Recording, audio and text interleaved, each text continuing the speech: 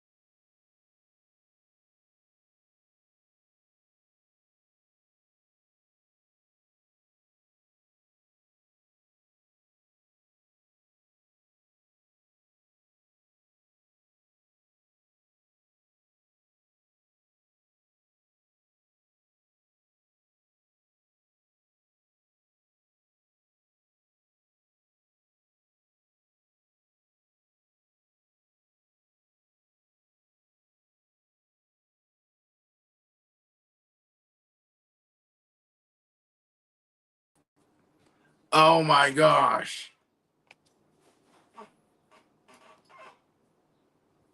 You guys, I was talking that whole time. Thanks, Pat.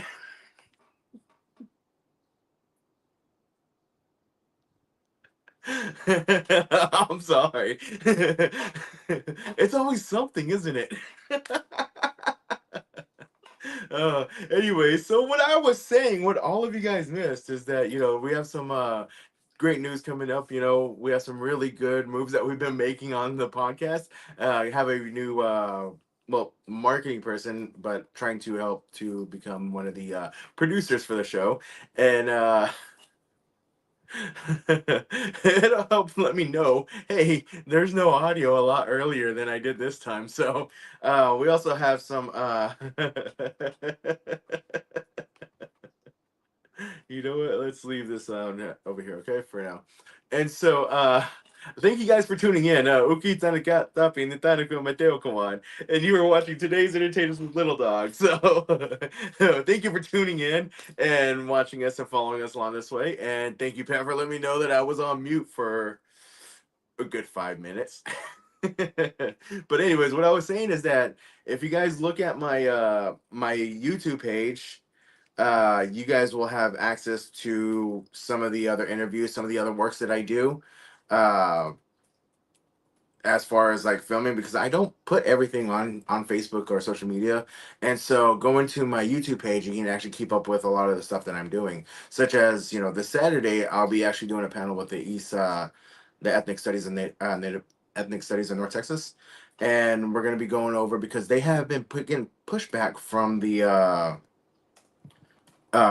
state board of education on getting a bill approved, so that way we can have Native American studies and inside the schools. Over in Grand Prairie, they have it. It was up for a revote this year, and so which didn't say yes, but they also didn't say no. And what's being caught going on is it's actually getting caught up in a spot where there's going. It's kind of like a gray zone, where they kind of want to add it, but they want to get all political about it. And so what we're trying to do is we're trying to get people to sign a petition to tell the state board of education, yes, pass it. And so that would actually be this QR code right here. So get your phones ready, take a screenshot, take a photo of your screen, or just put your screen up in the up and take a look with your camera or another person's camera. But here's the QR code right now. You're gonna follow this, sign that petition right there. Oh, wrong side. There. Oh no, that one. Sorry, I gotta look at. I don't know which one it is. I think it's this one right here. That's what it's showing on my other computer. So I can see things backwards on this camera right here, and then my computer, it looks a lot different. It kind of looks the other way around, but I think that it's the way that it should be seen, what everybody else is seeing it. So I'll just stick with that. Okay. You know, if you go to their page, sign a petition, and let them know that you do want Native American studies, because I was actually one of the ones affected by this too. Whenever I came down and I was actually part of the National Honor Society, I was really close. I had enough credits to graduate whenever I came back to Texas. However, they started dissecting everything that I did, like, the Blackfeet history. They took all that out. The Blackfeet language, they took that out. They didn't accept those as social studies and language courses, and so they actually tried to hold me back a whole nother year. And they said, "Oh, you don't have any language classes. You don't have enough social studies classes." Luckily enough for me, I was actually way ahead of everybody. I had already done 4 years of math, 4 years of science. I'd already done all my electives that were there, so I was actually way ahead of where they were at. And so whenever it came to their rules and how they started to try to get me kicked off the National Honor Society, uh, all I had to do was just take the classes consecutively, because I had so many open spaces in my schedule. And so I was able to take language one, language two, social studies, the two social studies and history classes that they wanted me to take, and English language, as well as math and blah, blah, blah, all this other crap. And so, but I was actually affected by this because they tried to get me kicked out, and they tried to make me stay a whole nother year, but that didn't work. So I actually want this passed as well, because, like I said, I was affected. I was personally affected by it. Not only that, you're gonna have to wait for the feature to come, or not the feature, but the documentary star, the panel to come out on YouTube. Another reason to go to my YouTube and follow my YouTube, because I may share shorts of things on here on Facebook and Instagram. However, whenever it comes to the full things, you're gonna have to go to my YouTube page, which is that one right there. Oh, that one. Like I said, I got to look down at the other. It's a big thing. So, anyways, uh, we have a couple of different announcements to come up. Since I did get started a little bit late, I am running a little bit behind. One of the things I've been doing is working a lot more, so I haven't been able to be as creative with some of my ads as I was in the past, or had been. And I've been doing a lot more responsibilities on the show, so I did bring in a producer, and my producer will be, checking us out. Maybe, I mean, she's not a producer, but not a producer, but marketing, and I'm trying to get to be a producer, so that way take some stuff off of my plate. But anyways, if you want to help out with the channel, because I can't pay anyone, I can't even pay myself. I'm doing it for free, for fun, okay? But this is the Cash App.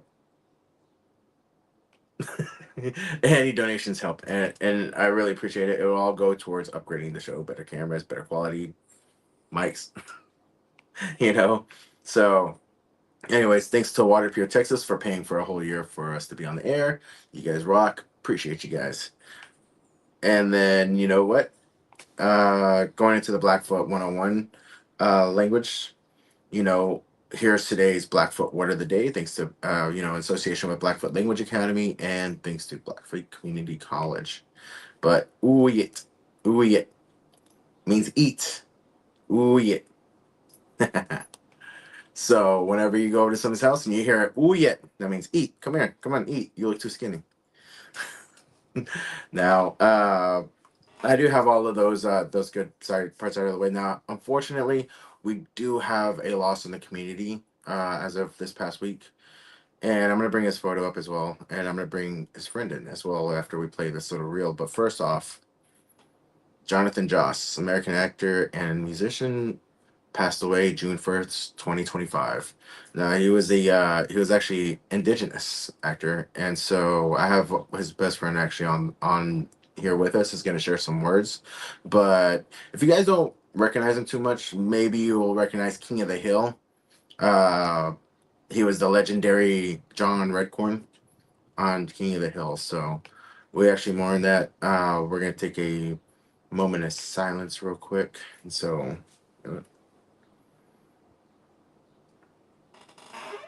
All right.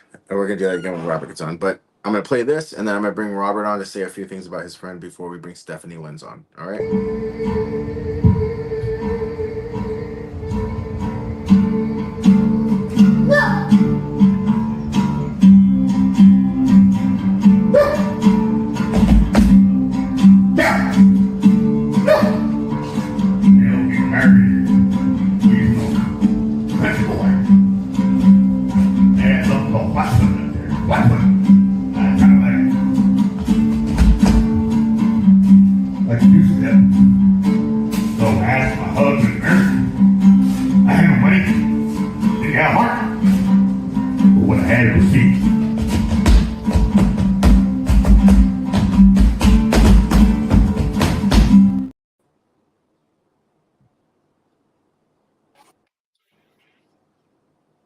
Hey man, can you tell us a little bit about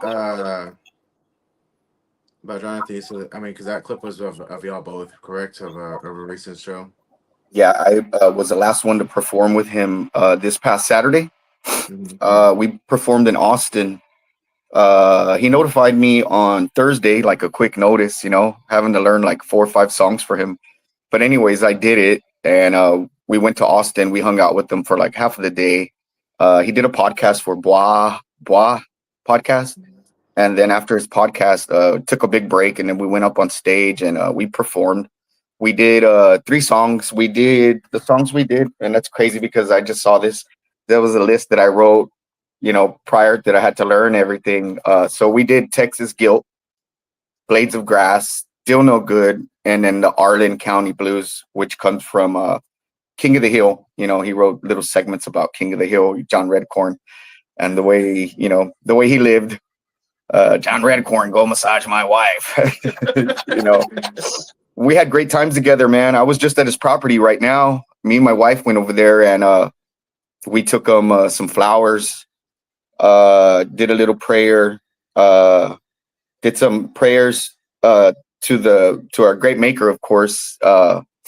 And then other people started showing up. So I gave them their piece and we left. Me and my wife went to go eat. But yeah, man, he was a good friend of mine. I met him in 2009. 2009 is when I met him. I was playing in a band where you come in and it's karaoke, but with a live band. Yeah. So he came in one night and like, that was it. After I met him, dude, we were like friends forever, like forever. He did a lot of great things, man. He did a lot of shows. If you look up his IMDb, there's his Wikipedia, there's so much stuff that he did that a lot of people don't know about. His voice as well. His voice was very well out there. I'm sure a lot of people remember Magnificent Seven, Denali. Yeah. Denali, right? And then on what else? Tulsa King, right? Was it Bad Face on Tulsa King, right? Yeah. Bad Face. And the one from way back, he was on Texas Ranger. And then just before that also, he did, gosh, there's so many, brother. I can't even remember, man. But yeah, I've known him for a long time and it was just shocking.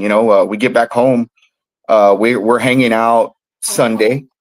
And then I wake up early Monday morning and I got a call and they had told me, I was like, we're sorry to tell you, Bobby, but he was injured very badly. And I was like, well, where can I go see him, or what can I do, or what? There's nothing you can do.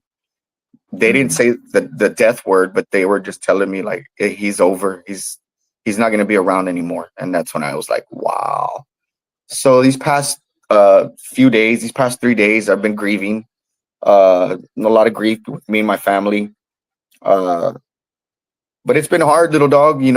It's a tough thing going through. You lose somebody that you're used to seeing like every day, every other day, and then this happens. So tragic. We need peace in this world. We need love. From what I understand, he had recently gotten married to a man, which was shocking, but it's no big deal. It happens every day in this world. My point about that is we need to love everybody, no matter who you are, what you do. We all need to be about love, supportive, take care of one another. And, it was just a tough call, man, what happened to him, Yeah. Well, look, I want to bring you back on on another episode for I will. with us, but let's go ahead and do, because it's already past time for my next guest. However, I do want to say, what was your favorite memory with him? My favorite memory was with Jonathan Redcorn. Okay. It was a weekday. We met together at it's a bar called Armadillos here in San Antonio, Brook City base, and we were hanging out, and I drank a little too much, right? Both of us, of course, two Native Americans getting drunk. It's not a good thing, but we still did it. And my wife shows up. She's like, "You crazy drunk man." She goes, "Get in the car. We got to go." And I had my motorcycle, my Harley Davidson. So I take off, and then he's in the back of the car, and then the DPS start chasing me, right? Anyway, to make a long story short, I didn't know they were chasing me. They never turned their lights on, but I made the great escape. I went through the woods, through a dirt road, through a park, ended up going back. And anyway, I made it home. Thank you. Amen. I made it home, but he was there. He was a part of the whole thing. He saw everything. He's like, "Brother, you need to make a movie out of this. I'm on it." Good times, man. I had a lot of good times other than being on stage with him performing. I'm not even a guitar player, but I ended up learning acoustic chords, to help with him. I'm a bass player, a saxophone player. I play other instruments, but never the guitar. But it's my first time ever doing a live gig like that, on a guitar, but it was worth it. Spending the last few hours of his life with him. Wow. Man, well, he's surely warned, We'll definitely do something a little bit later on, collaborate a little bit later on, okay? I'm here, man. For him, all right? I like I told you, I'll be in Fort Worth, so I'm gonna message you. Okay, sounds good. We'll talk more later, okay? Okay, brother. I appreciate you coming on. Yes, sir.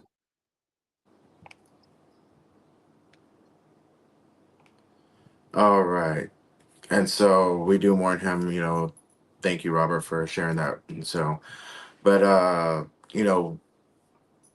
now we're gonna go ahead and move on. Now, don't forget, if you guys have any questions, ask them in the comments, okay?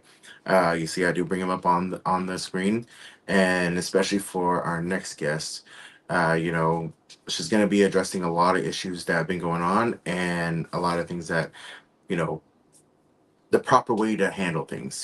She's part of a pretty big casting company, and so I'm gonna let her introduce herself and let her go over that with you guys. Please welcome Miss Stephanie Lenz. Hey, everybody. This is my first podcast. I'm so excited to be here. Thanks. I'm excited to have you on. I really enjoy it. I follow your page and I watch all the great advice that you give on there, Yeah. as well as a lot of the the stuff that you deal with that from different actors, especially actors who just don't know the process. Yeah. And so I figured it would be good to have you come on, introduce yourself, and I did see that you did some acting as well yourself. I did some background work. I started in background in 2018 on Fear the Walking Dead. That was my first ever set to be on. And like that night, I decided I was going to change my career. I was a teacher and just decided I was like, forget teaching. This is where I want to be. This is the career path I want to be on. So I started doing background work. Then moved up to stand-in and did some PA work and realized, I really like the off-camera roles more than the on-camera roles, were more my type of job. So when Legacy Casting took over Walker Texas Ranger background casting here in Austin with Jared Padalecki, they needed somebody down here. Legacy is based in Dallas Fort Worth area. They needed somebody down here to hire to be a PA for them, and they hired me on. Just liked my work, decided to keep me around. So I've been working with Legacy Casting since 2022, and I just started my own company here in Austin, Lenz Casting, which is just getting its feet, and it's just been. I feel like this is my career path, and I'm loving it. That is awesome. It's always great to love what you do. Yeah, and I It's meet so many amazing people. Like I met you. You know, you were doing background. That's how I met you, and I've met people that I would have never met in any other walk of life. You know, we're so different. Everybody's so different on set, and this is a great way to bring everybody together. for sure, and very much on set. It's like having like a little set family because you It get used to is. seeing each other, It and is. so it's always great. And it's always great to see you there too. You were always really funny and fun to hang out with too. Whenever we're going for the dressing. Oh yeah, the fittings. Yeah. Yeah, the fittings, and so that was always really fun. Yeah. I love being there. I love interacting with everybody. I love, I feel like background is like the perfect way to get your foot wet in the film industry. If you've never done anything, like haven't gone to film school or anything, just as background, you can just see all of the different crews and what they do. And if you pay attention, you can learn a lot. Hmm. So For sure, and that's something that I always do is I pay attention to what they're doing too. I'm like, hey, that's a great idea. I like that. yeah. That's pretty cool. Yeah, you can learn a lot from a lot of people. And, like you said, it's a very small family. And if you do great, you can go far. And if you mess up, then that's if the word gets around, and you don't get booked. And there's a lot of people that's happened to just from their behavior on set. So Now, uh, what kind of behaviors would you say is best to stay away from, as far as if people who want to keep working on set, keep doing background work, and move the up? number one rule we tell everybody is to leave the actors alone. Don't approach them for autographs. Don't approach them for pictures. They're doing their job, just like you're there to do a job. You're there to getting paid to do a job. They want to, stay in the focus of their lines, and you don't want to bother them. If they talk to you, by all means, don't be rude. Respond, but don't try and like strike up a conversation, get advice, that kind of thing. Just Mm. you're there to be in the background. You're there, you're an important part of the show or movie or commercial, whatever. There has to be background in order to make something look realistic. You're very important to the production, but you're there to be in the background. And so just don't cause a lot of waves. Don't, try and get along with everybody. Everybody's different. There's going to be people that annoy you on set. Just stay away from those people. Don't have any conflict. You know, Hmm. it's pretty easy to be a background actor if you just follow directions well and you can be quiet when you need to be quiet. And it's very easy to be kicked out. It's not for everybody. Some people can't. There's a lot of sitting around on set. You come for like 12-hour days, sometimes 12, 13-hour days, and you're sitting around 9 of those hours, and but those are the times you get to make these friends, and you could, work from set if they have Wi-Fi, or do your homework, or, whatever. You're just getting paid to hang out, and, it's a great experience, in my opinion. For sure, and that's how I thought of it too. I'm like, hey, I'm getting paid to sit around and talk and network with people, Yeah, exactly. and Yeah, you so get paid to hang it's out with your friends is how I see it. And it's just so much fun. I love being on set no matter what I'm doing. and here's one actually of what you were talking about as well too. From one of our friends, Pat. Hurry Yeah, up and hurry up wait. and wait. Yep, that's for sure. And That that is is for one of the sure. first things we hear on set too, is hurry up and Yep. wait. Because you get there, you have to be there sometimes break of dawn, and you have to rush through wardrobe, rush through makeup, rush through hair, rush through all this stuff, and then all of a sudden you're waiting around for hours, and you might not even get used at all. And that's some people don't like that. They're not even used. But I always tell people that aren't used when they're there, if you're not used, you're still getting paid, but you can still come back again. Because if you're seen too much, we can't have you back on the same production. If you're seen like as a one role, we can't have you back as another role, like police officer and then bad guy in the same production. It just, we'll get in trouble from production for doing that. We see these people too much, and they have told us that before. So Yeah, and unfortunately, that's what I've heard a lot of too. Sometimes I'm like, oh, we've seen you too much. or Yeah. somebody said I'm too recognizable, you You know? are. It's like you have a very distinct look. And it's not a bad thing. You just, if you don't blend too well into the background and you're noticeable, then they don't want to have you on a lot because people will notice. Yeah, So, that actually happened in another film. I was in Crazy Texas, okay. and somebody was telling the director, "Hey, wasn't he in the church and he's in the bar too?" Yep. Yep. Yeah. I was It like, okay, happens. yeah, that makes And sense. sometimes we have to book people like when we have rush calls because we have so many no-shows or something on a day. And we have those people that we know are reliable and will show up that will just be like, come, blend into the background. They know not to look at the camera or they know to have their back to the camera just so they're not recognizable. And those are the people we can use a lot. Nice. Okay. Uh, what would you say are some basic some advice for becoming a regular? Because like you just said, you named a few things. Are Mhm. there anything else that people can do, or to help out their cause to be a little bit more of use?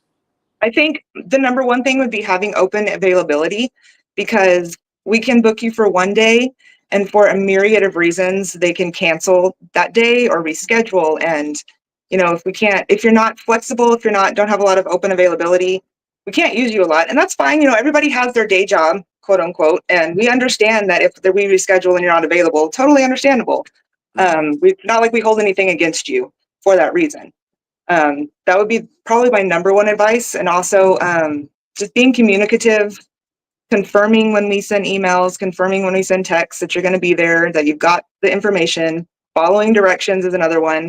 We send so much information in emails and people don't read the emails and they ask the questions. And we're just like, if you would read the emails, you wouldn't have the questions. But, it is what it is sometimes. No, I understand. It's there is a lot of information in there too, and so whenever I do see them, I kind of go through all the email. Okay, it says the park here. It says Yeah. wardrobe is over here. It says to do this. Yeah. And I try to make sure and follow this as And well. when we tell people to reread the emails, because there is, like you said, a ton of information, like a ton of information in those final call time emails, and you might miss something if you read it once or twice, and then so For yeah. sure. And now,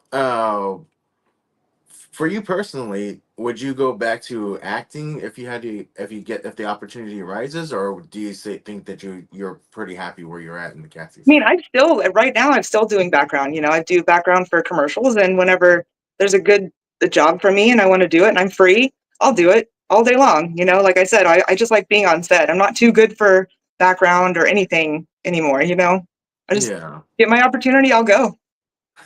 Nice, that's awesome. That's what I want to. That's why I still like to do background too. I actually don't mind it because I like to network a lot, and I Hmm. find that background is perfect for networking because I've met directors, I've Yeah. met producers, I found other actors that recommend me for other acting jobs, Hmm. and so you got to use your network the right way, and that's one thing that I've Yeah. noticed is that's perfect opportunity. Yep. That's a very great, really good opportunity. And like going back to the film family being so small, is people will notice if you put in the work, and if they see you on multiple sets, they're like, "Oh man, you are busting your butt to get where you're wanting to be." And going back to the background acting, like if acting, being a principal actor is something you want to do, they recommend not doing a lot of background acting on the show you're trying to get on, just because they don't want you in the background and then all of a sudden you're a main character. But Hmm. if work is work in this industry, and I I don't look down on people that I don't that want to do background their whole life. That's awesome. It's work. For sure, So and you're always getting to have fun. Like I said, you get paid to walk around, sit, talk, yeah, snap. yeah. And you you you get get free dressed up in lunch. other people's clothes and your makeup and hair done and stuff. So Yeah, I'll walk in. I'm like, oh, your Kindle's here. No. yep, do what you must. And so now there is some common stuff that comes up that for people. I want to go over. Sorry, I don't know how to phrase it right.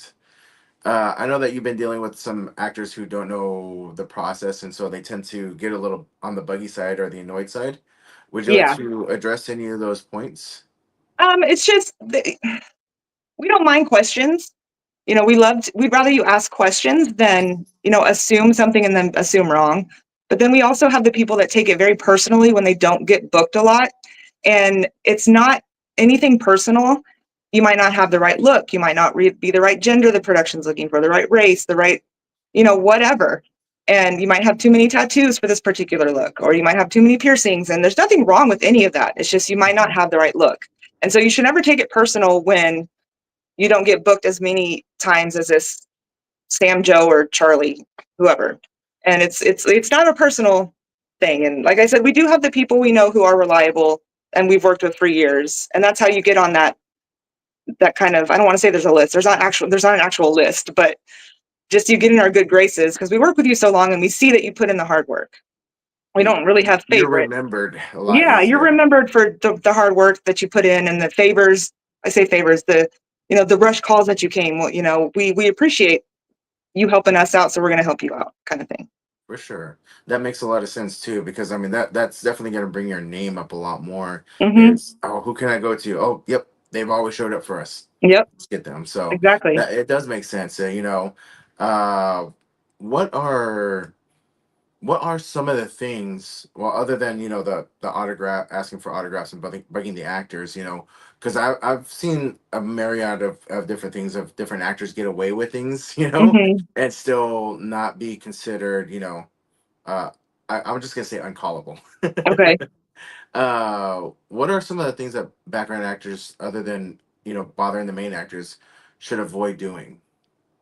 If you're rude to the crew, if you're rude to the wardrobe, if you're trying to act like you are better than this next person over here, like, oh, I've done this for this many years, or just real cocky and just annoying to be around, word gets around from the crew. Be like, hey, maybe not invite this person back. And a lot of people don't realize sometimes the crew or producers or ADs will ask you, don't invite this person back. So it's not even up to us. And we're not going to come up to that person and be like, well, you weren't asked back, because we don't want to make these people feel awful about themselves, because it might have been something silly, might have been a miscommunication, but once they ask us not to have you back, we can't have you back. So, Yeah. and we fight for people, we'll be like, well, what's going on? Whatever. But if ultimately they're just like, no, it's not worth it, then we can't have them back. But another thing, being late for your call time, no calling, no showing, like just not showing up, not answering the phone when we call you. That's the most, it's like you committed to a job. And we understand that emergencies happen. People have kids, families, car wrecks, weather, emergencies happen. But if you're one that's like consistently late, consistently no showing, we can't rely on you, then we're not going to book you as much, because it makes us look bad that we're booking these people who are always late, no showing. Like, we had a bunch of people this week on a production I'm on, and things change, like the schedules shift and the numbers change. And so there's things on our side where we do have to cancel people, unfortunately, sometimes. And again, nothing personal, just lots of reasons. For sure. Now, whenever it comes to the main part of the casting, I'm not talking about the emergency calls. I'm talking about the main casting calls. Who? Because a lot of people think that it's casting that makes a decision of who gets to go on there. Correct? Now, that's actually a misconception. There are sometimes when there's general times when we have like a bunch that we can they'll give us the look and the ratios of this many men, this many women, whatever. And then we can just kind of book whoever we want that fit into that category. But there are a lot of times that people are picture picked by the directors and ADs.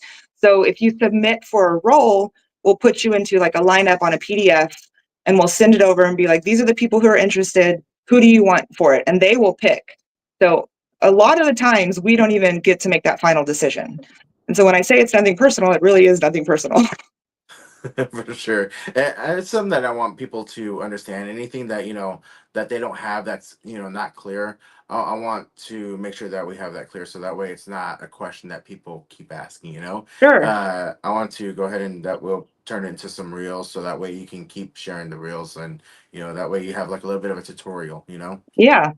And And also, so, like, I want to speak to kind of like the background. The pictures you submit also have a big impact on whether or not you might get booked for something, because the pictures we want to see are the real you as you are right now. So they don't even have to be professional headshots that you submit, but they need to be your real likeness, like your real hair color, no filters from apps. Like this, the way I'm framed is a really good picture, whatever, with a dark background, and then like a full body picture. It doesn't need to be sexy. It doesn't need to be, we get submissions that I'm just like, these are Tinder pictures. These aren't pictures that you're going to put for a job interview, guys. Like, it blows my mind sometimes, the pictures people submit. And we don't, they'll submit with a hat and sunglasses where we can't even see what they look like. Or because we can tell you submit and you get picked looking one way and you come to set looking completely different.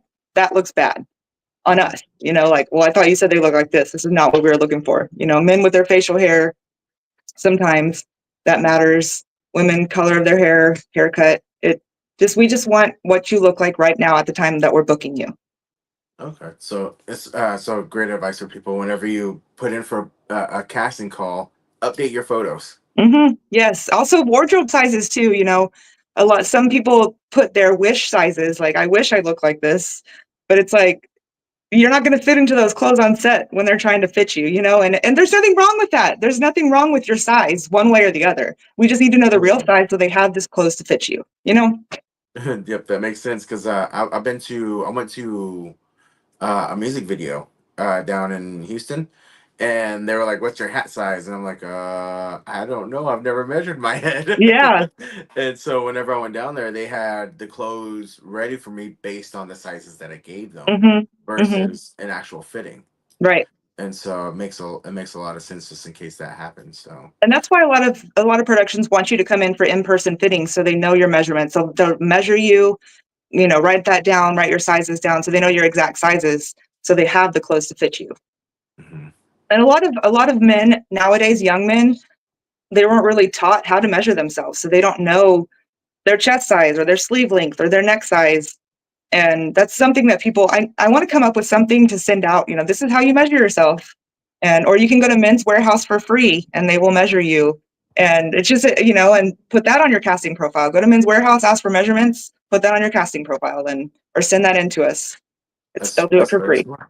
So, and I actually got a measuring after I saw a couple times of how I was being measured. yeah. I was Yeah. like, you know what? Let me get my own little measuring tape, and There that you way I go. can keep my own. Exactly. See? I have a goal of losing a bunch of weight, and so I Okay. know that my sizes are going to change. So I keep trying to update them, and I try not to do it too often because then I'm disappointed that nothing's changing. Sure. You kind of get in your head, get in your own head. For sure. I get a little too excited and a little bit too ambitious that I'm losing so much weight so fast. Yeah. Well, that's awesome. You're looking good. Thank you. I appreciate it. It's I think the last time we got to work together was during season 4 of Walker. Yeah. I remember you were actually picture picked for the role you did, like as a hotel guest. So that was fun. It was really fun to be out there, and your kids got to work on 1923, right? Yes, they did. Nice. And actually, I did too. Okay. Oh yeah. I don't think I saw you on set that day, but I don't think so. I was there on the days that we shot episode 1. Okay. But it was really fun. I enjoyed it. I got to hang out with people. I got to be out there. I went where they told me to go. Yeah. I've heard different actors try to go, oh well, they place them way back here, but they're gonna sneak all the way up to the front where they think the camera's gonna be. Yeah. And then sometimes it messes it up because then they pull themselves right out of the shot. Exactly. And that's a good point, because there are people that, it's like I said, you're there to blend into the background. You might not even make it onto. They might cut your part. They might, for various reasons, not, And so trying to like force yourself onto the camera and into this shot that's not what they want. And they'll notice and they'll, go take a break, go back to holding, just get out of here. So. No, for sure. And actually, the gentleman that was here a little bit earlier, Robert Rios, he was actually at 1923 as well too with us. Okay. But I do have one question from the crowd, which is, how would a person find background gigs? Do you need professional to look for these things for you? Absolutely not. You do not need. You can find more jobs on your own around here than you can. If, like, a lot of people think they need an agent, you do not need an agent. You just follow a lot of the main casting companies like Michael Druck Casting, Legacy Casting, Beth Sepko, Vicky Boone, Brock Allen. Those are all casting companies that work around here in Austin and then up in Dallas-Fort Worth area. Legacy Casting and some other casting companies use mycastingfile.com. It's not our site. It's a site that just a lot of casting companies use. It's free to make a profile. You can pay for the professional account, but you don't have to. We book free profiles all the time. I think that's the best. That site is really blowing up. A lot of people are using that now. It's just like I said, as long as you keep all your information updated, and on my casting file, you can submit for any roles you see on there. And it's yeah. So a lot of casting companies post on their socials as well. So following them on Instagram, Facebook. Michael Druck posts a lot on his Facebook and his Instagram. Yeah, so it's not hard, if especially up in the Dallas-Fort Worth area right now, and with all the incentives that are coming to Texas, there's going to be a ton of work soon. So, Oh, for sure. What is your thought on that bill, actually, if you don't mind me asking? I honestly don't know a lot of the details about it. I haven't really looked into it. I just heard it was a good thing that it was passing. I hope it brings a lot of more work here so we can all be busy. And because at one time before COVID, you could work here in Austin as a professional background actor just every single day if you wanted to. There was 3 shows: Fear the Walking Dead, Panic, Love and Death, Walker. We're all filming around the same time. And so you could just go from one show to another just at full time. And then COVID hit, and of course, ruins everything. But I Yeah. think we're going to get back to that point soon with these incentives. Oh, for sure. I think that we really are. I see that the industry seems to be moving a little bit more towards Texas Hmm. than where they were before, just because of the incentives. One thing that somebody else brought up was, that there's not really the whole union problem here. Yeah, Texas is a non-union state, so yeah. And how does that affect for union versus non-union? Mainly the pay. If you're a union background, you get paid way more than you do as non-union, and there's a lot of leeway with non-union paid background. And I, I would like to say I hope eventually the non-union backgrounds start getting paid more in all of the productions across the board. But the production sets that rate. Us, when we're doing background for a show, we don't set the rate. People complain about the rate sometime on some of the productions, but it's Mhm. not a full-time job. Like I tell a lot of people, it's just a day to come and have fun and network. And if it's not for you, you find out that one day, never do it again. But the majority of people get the acting bug, and they want to just keep doing it. Book me again. When can I get booked again? And they love it. And I love to see that excitement, because I got so excited at the beginning when I was booked. I would just get that. And it was like the first day of school the night before, just, oh, I get to go to a new set, and I didn't sleep well, but I was just so excited, running on adrenaline, and I just love it. That gets to me too. Yeah. Yeah, I get a little adrenaline rush, and I'm like, "Ooh, what should I bring to set?" I know sometimes they ask us to bring our own clothes, and exactly. so I'm like, "Do I have enough of this kind? Do I have enough Right. of that kind?" Right. And then I'm like, "All right, let me get some good rest," and then I'm up all night. Yep. Just tossing and turning, excited. Exactly. And so I do love it on set. It's always really fun, and It is. and there are some people with negativity. However, it doesn't really seem to affect it too often, Right. and it's becoming less and less now that everybody's becoming regular again. Hmm. And Yeah. so it makes some really good friends. I made a lot of friends with the indigenous community off of Bass Reeves. Yeah. And That's awesome. so it was really cool, and I really appreciate all the opportunities that Legacy Casting has provided. Because honestly, out of most of my career, you guys have actually gotten me booked the most. Really, that's awesome. It's Yeah, been 3 years. Andre's my boss. He's the owner of Legacy Casting, and he is the best boss, hands down, I've ever had. We all have kids. All of us in Legacy Casting have kids, so we know the struggles we're all going through. Like, hey, man, I got to be gone for a couple hours. Okay, well, I'll just take over for you. It's just a great work environment, a great work team. I've never been happier in my life with that company. That is awesome. And every time I see Andre, he's got a really big smile on his Yes, face. he loves Is being on set. He loves talking to people and meeting everybody he's booking. And being the owner of a company, he can't come as much as he would like, but he was able to come today to the production. He'll be on tomorrow. So yeah, I Nice. enjoy hanging out with him as well. Oh yeah, he's always great to talk to, and I've seen him at a couple of events like the Dallas Film Circle Yeah, event that went up on a while back, and got a photo with him. Is yeah, always is a really cool guy. he is. Also, Ramona said thank you, very interesting, Oh, and yay. then Pat also said that Crafty is his favorite. Yes. Crafty is so good. That's like my part of, I didn't understand why they called it crafty. I was like, that's grammatically not correct, but that's what it is. Like, crafty is the snacks that they provide for you on set, if anybody's wondering. All right, cool. Thanks. I always forget to clarify things because I always think that everybody else knows what's Right. going on. I'm like, wait, they actually don't. Yeah, there's a lot of slang and words that in the film industry that normal world doesn't know. For sure. And so I also like it too, but I also have to stay away a little bit because I'm a bit Yeah. diabetic, so I'm like, you Okay. know what, I can't let my blood sugar spike. Right? No. But I enjoy it too because I don't get hungry like I normally do, whenever I'm doing anything else. And so Hmm. I find that I actually lose a lot of weight when I'm on set. And that's actually Yeah. how my weight loss journey began, was It's awesome. back race. Cool. That's And cool. so because I was getting bored and I didn't really care about, my size or my health. Yeah. And then whenever I got on there, like you said, I caught the acting bug. And Yeah. after that, I got, I started getting excited again. I started, my energy level started going back up. And I was like, hey, I got to take care of myself. Yeah. And Yeah. so, uh, but, I really appreciate all of this advice too, Of course. because it's always great to get y'all's perspective of, what we need to do Right. and how we should be doing things the right way, because that's one of the main focuses of the podcast, is for new people. Yep. And Awesome. so, do you have any advice that you would give for any other advice that you would give for like newer people or anything?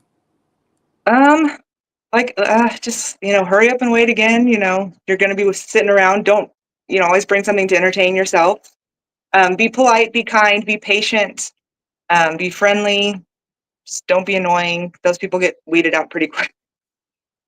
But yeah, a lot's coming. So I would say if you're interested, to get your foot in the industry, background is a great way to go.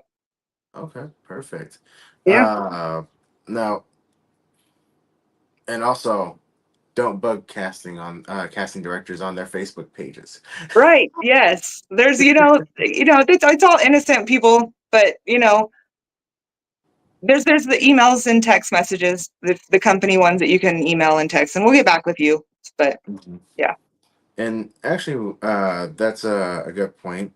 A lot of people hit me up for the email. If you wouldn't mind, give me 1 second. I would like for you to go ahead and tell everybody Legacy's email to contact them. Sure. It's extras@legacycasting.com. All right, and I'm gonna put that on the screen so that way people can see that. Okay, Cool. and that's how you get a hold of Legacy. You got any Yep. questions about it? Any of the ones that you're on that you have any questions about? Email this right here. Don't Yep. contact your Facebook pages. Email here. And we'll eventually respond. There's a bunch of us working. So Oh, for sure. I always get a pretty quick response every time I contact y'all, yeah. and so I really appreciate y'all's reply to it. And you know I know that. Oh yeah, there is one other point for background actors. Usually, what is a space that an actor will get noticed that they've been booked for a scene, so that way people have a realistic timeline to kind of expect? Oh, like as far as like submitting and then being booked. Yes. It kind of depends on the date of when we're filming. Let's see, like once the casting call goes up, it'll probably be maybe within like the week. We'll send you something, depending on how big the scene is. If it's like a real small scene, we'll send it real quick. A big scene, it might be a little longer. It can take us a little longer to fill it. If you haven't heard back after a few casting calls, shoot us an email like, hey, I'm submitting for a lot. I'm available. Just letting you know. We might not respond to those, but it does just put us on your, we could use them. And then we'll go and send you a booking request kind of thing. Okay. Perfect. And Yeah. so, thank you very much. Because I know that a lot of times I've gotten it like a day before, sometimes if I was lucky, 3 days before. Right. And so I just want to make sure that people don't be like, hey, it's a week away. Do I need to make preparations? Oh yeah. So yeah, it could be like maybe a day before if we don't have our numbers, and we'll just send you a booking request. And if you can make it, you can make it. If not, if you don't accept the booking request, it's not gonna, you just weren't available, and we understand that. So No, for sure. And so I just want to make sure that we clear everything up so that way, like I said, I want to go ahead and try to put these into little reels for you. Okay. okay, awesome. And Thank so, you. yeah, no problem. Because I know that that's something that's because it's something that I'm kind of stepping into too. I actually got booked for being a casting director on a Nice. Bold and Beautiful Productions. I love that. It's Congratulations. I appreciate it. I've been kind of making my way around in the on the back end side too. I've been doing a little bit of writing, uh, been doing some acting, some background acting. I've done a little camera work. Yeah, It's that's awesome. it's just You've got to being involved. dabble and figure out where you do it the best, Hmm. what you enjoy the most. For sure. It's I do love the acting side. However, you know what? I do also like the camera, but my eyes aren't the greatest as they used to be. Okay. Yeah. And so sometimes it'll be blurry and my eyes will be like, oh, it looks clear. Yeah. So you got to find that niche. I don't know how you say it, how people pronounce it, but I think that makes a well-rounded actor. There's a lot of actors that have been crew, that have been background, and just knowing the different aspects of what other people need and want from you, it really helps. For sure. And so I always like being helpful. Even I do this thing with the Dallas Film Hub on Fridays, where we shoot short films every single Friday. Oh, cool. And so even while I'm over there, I help out with being PA. I help out, moving the gear for the camera. That's Make sure awesome. the director doesn't, go the cinematographer doesn't back into people. Yeah. I'm like I'm there to be what I need to be. He's like, I need you in front of the camera. I was like, I'll do that too, but I'm Yes. still gonna help. Jack of all trades. That's awesome. Being a team player, that's great. That's awesome. I always love helping. If I'm standing around, I feel useless. Yeah. Same. Same. And so now, as on your end, whenever you started off on Fear of Walking Dead, Hmm. and actually, I liked your photo that you sent to me. I was like, Yeah. hey, I really like that. I'm gonna use that as your ad photo. Yeah. It was fun being in those prosthetics. Took a long time, but it was a lot of fun.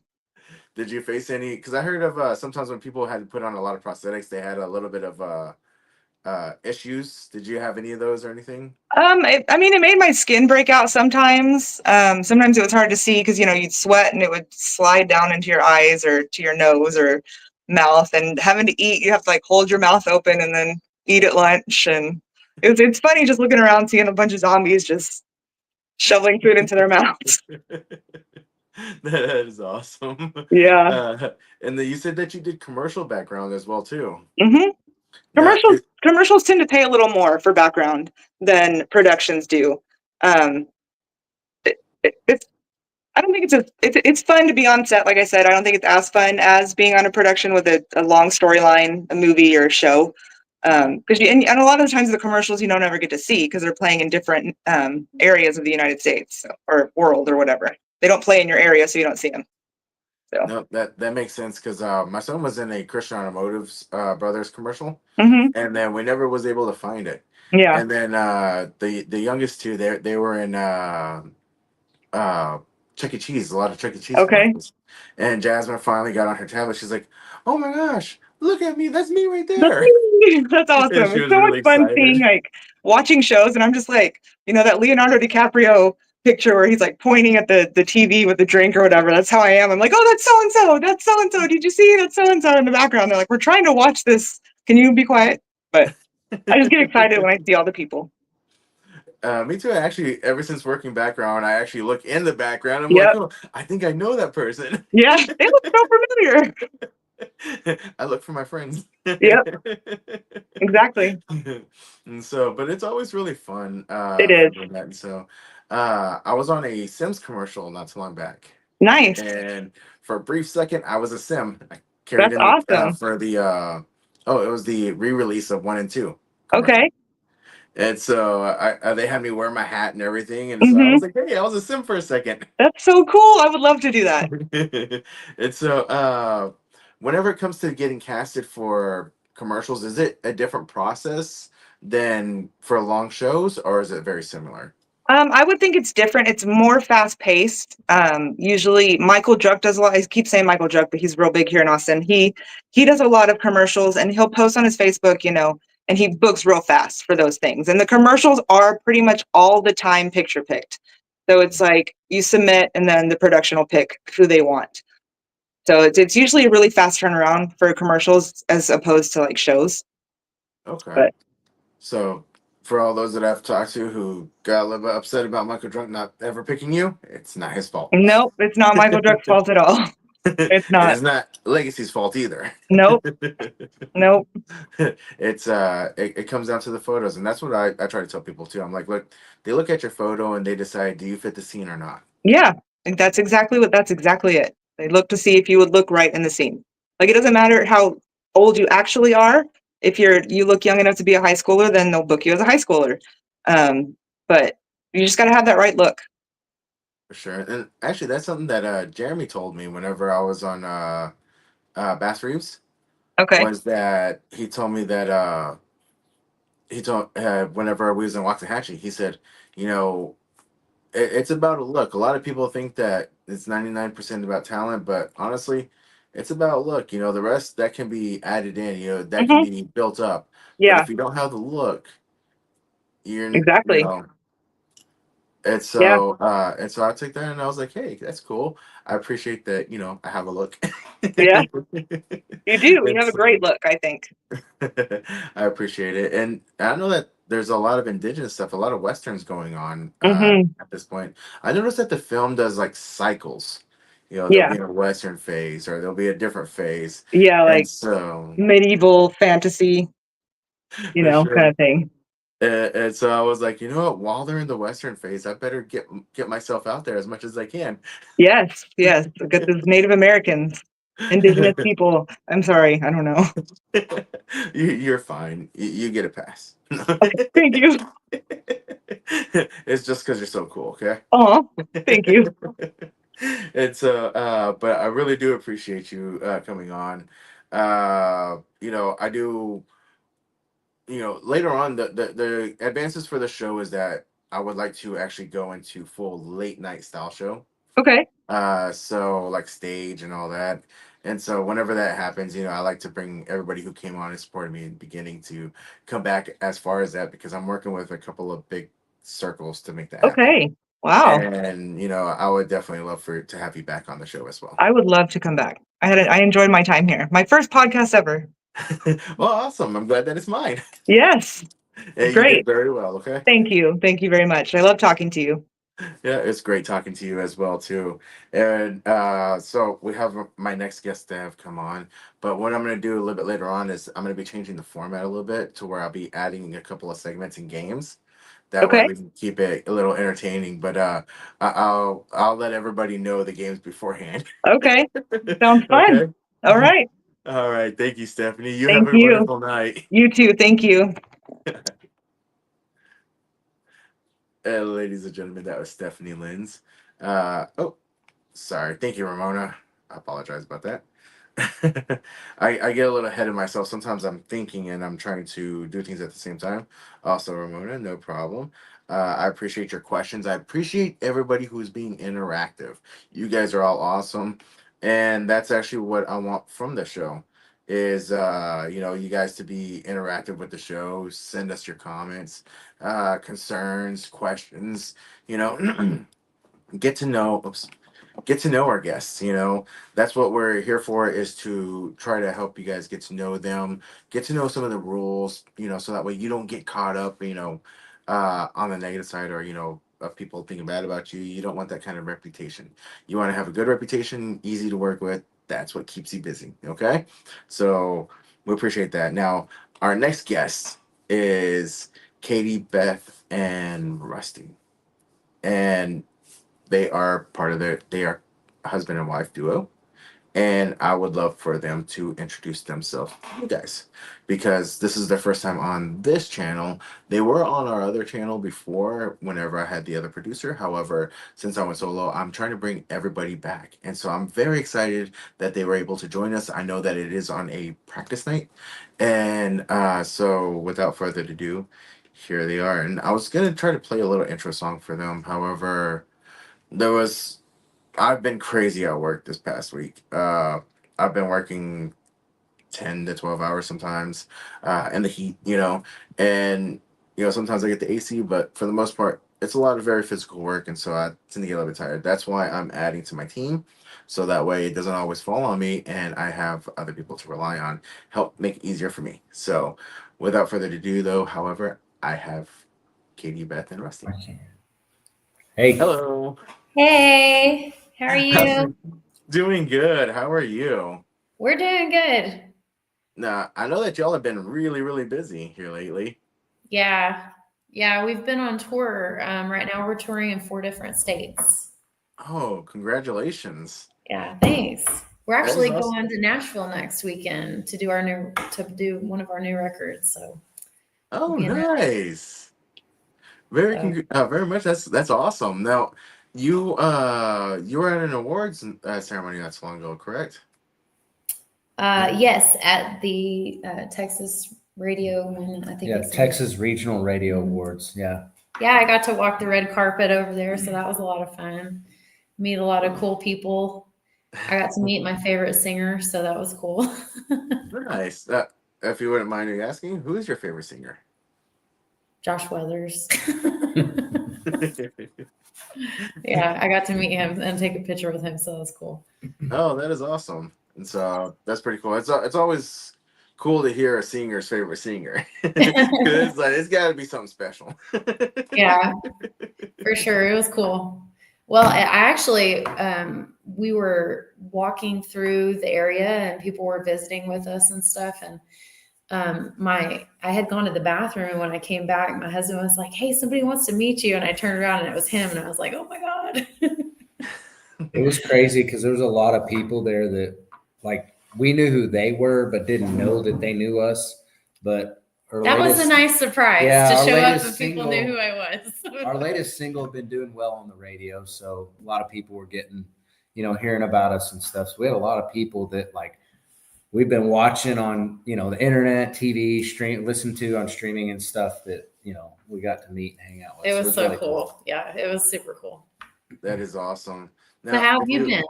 I've been doing pretty good. It's been I've been working a lot and it's been hot, but you know what? I just keep moving forward, keep going, and I'm enjoying life. Yeah, I hear you. Now, what is your single called? That's what I wanted to do. I want you to go ahead and talk about your single a little bit. So the one that we have out right now is called Here I Go.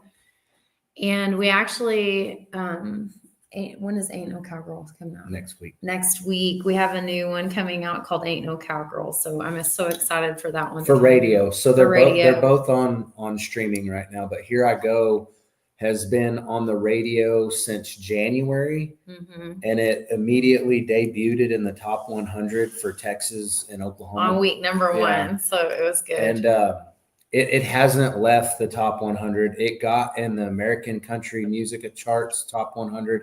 It's currently number 12 in Europe right now, all of Europe. We're number 12 in Europe. So I think right now for the current charts, it's I think it's in like the 60s or something. But it's weird how radio works. They run it through cycles, right? And then it's kind of like what they're calling the end cycle. Like radio will still play it, but it's not really charting. It's just what they call a reoccurrent. And then next week on Tuesday, You Ain't No Cowgirl will be the newest radio release single. Yeah. So we've actually got a new single out on streaming too. We did a cover of Brooks and Dunn's Neon Moon. And I saw that. Spanish guitar to it. So that's our big push on streaming right now. I mean, we push everything on streaming, but that one we didn't take to radio just because it's hard to do with cover songs, but it's doing so good. It People actually love is it. on some radio stations. Just it's not ones that we're pushing the charting market. Yeah. So. I gotcha. And that's actually pretty cool because I did listen to that too, and I was like, wow, it sounds really good. Thank you. That song was so fun to redo. I still wanted to keep it, nostalgic, where everybody still had the same vibe, I guess, from before, but put my own spin on it. And it just kind of came out like this romantic summertime type of song. So my friends that have boats and lake houses and stuff, I hope y'all listen to it for the summer. So it's just throwing that out there, Right. That's perfect time. That's what it's for, right? Yeah, And absolutely. I did see y'all trying to squeeze together, and I was like, you know what? Let me go ahead and change that up. Yeah, I was yeah. wondering if I needed to like get my husband closer to me, you know. I'm sure he wouldn't mind. Any excuse to be any excuse to be closer, right? Yeah. Right. And so we had a question: is where y'all based out of? So we're actually from the Amarillo, Texas area is where we live. We have a ranch in between two towns called Borger and Fritch, Texas. So our ranch is on the backside of the 4 Sixes, Dixon Creek one. So that's where we live. We're probably like 45, 50 miles northeast of Amarillo. Yeah. And probably like another 50 miles south of Oklahoma. Is that, or is it a little bit more? Maybe like 60 or 70. Yeah, I think it's about an hour away. Yeah. So we live up in the Texas Panhandle where there are no trees and tumbleweeds. It's basically like living on, Little House on the Prairie is what it's like. So Rattlesnakes and tumbleweeds. we have rattlesnakes and yes, wind. and lots of Oh, wind, wow. 80 and 100 mile an hour wind. The modern day West. Yeah. For real. Yeah. That is awesome. Now, where's y'all's next show gonna be at? I do have sorry, I did bring up your web page. I'm gonna see if I can share it towards the end of whenever we're done. Oh, I see it. So that's gonna be June 21st. Let me see. We're off this weekend, and then the following weekend is studio time in Nashville. I'm going to take time off of that. And then June 21st, we go to Clovis, New Mexico. Yep, we'll be in New Mexico on tour, so that'll be fun. And it's crazy because it's like we're all over the place, and we normally don't play in Amarillo a whole lot, but July we're actually going to be playing in Amarillo a lot. So it's kind of cool. We don't have to go too far, but like June 28th, we're going all the way to Conroe, Texas, which is down by Houston. Oh, And wow. we just came back from tour by the border. We were in Alpine. Mm-hmm. And so that was a lot of fun being on the border. I guess, is that like the Terlingua area? It's not far from Terlingua. Yeah, it's closer to Marfa. Yeah, it was super cool. Yeah. I liked it. I love all the desert people. They're totally my vibe. That is awesome. Now, Rusty, you play guitar, correct? Correct. Yeah. So I play guitar. I also manage the band, handle the booking, and all the logistics and stuff. So yeah. Nice. I bet that comes in real handy as well. I've been seeing the value of having somebody to help you out. Oh yeah. Yeah, it's a lot of work. I do this full time, and I mean, we're performing every single week through October. Yeah, and I thought and we're already booking for next year. I thought we were full, but people are managing to squeeze us in the dates that we're trying to take some weekends off, but man, people call and they want shows, so I'm filling them. Because we have a full band, and so some of the shows are a full band show, and then some of them are three of us, a trio. Yeah.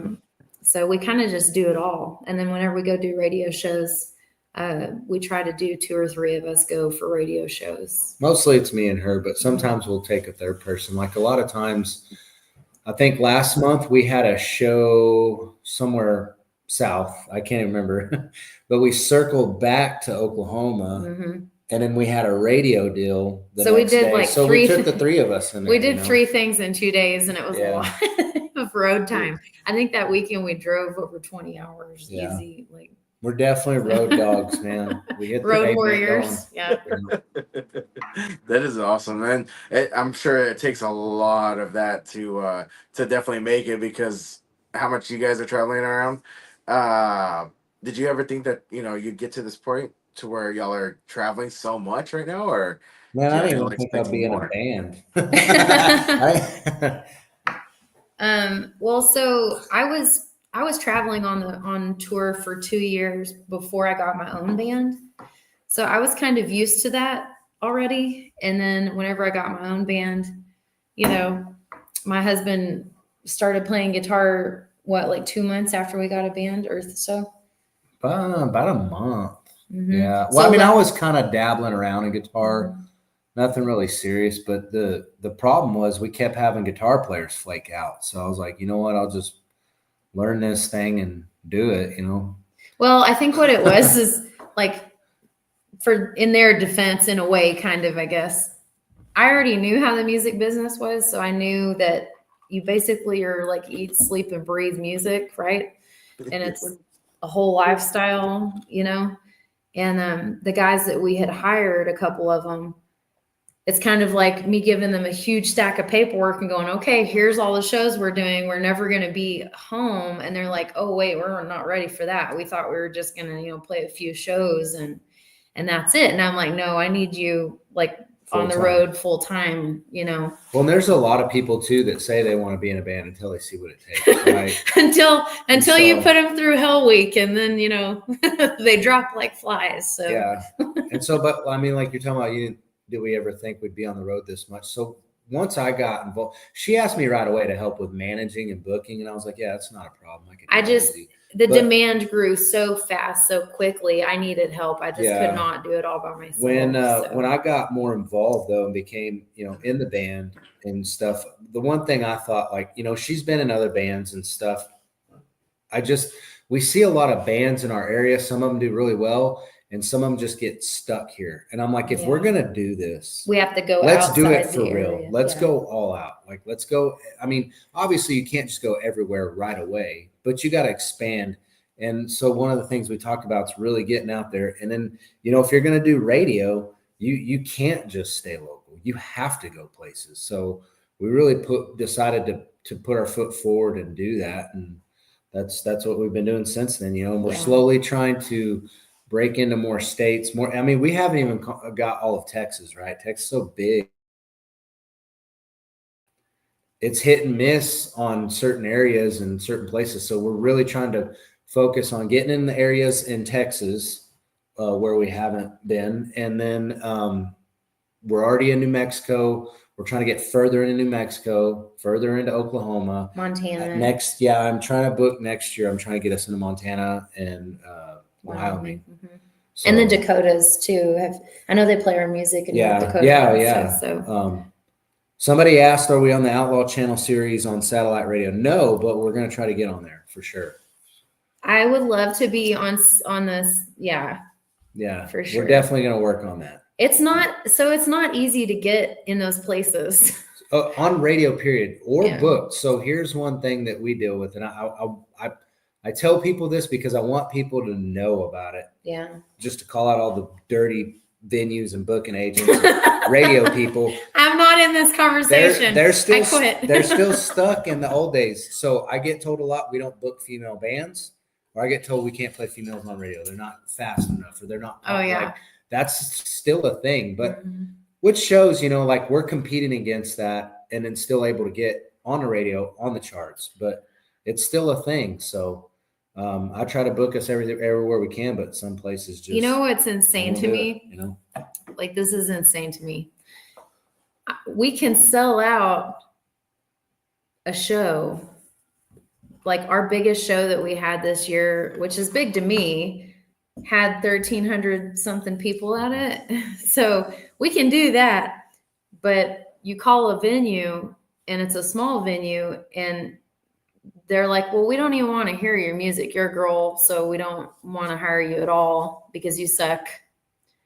Because you're a girl. Well, I mean, they don't say that. They're like, women just don't sell. They don't say that, but that's kind of, you know what I mean? Like when I look at their roster and all they hire is guys all the time, and then they tell us no, I'm like, so you don't even care that, you know, we're getting very big very quickly. And they're like, no, you're not a guy, so we just don't want you. So I'm like, okay, cool, thanks. Moving on.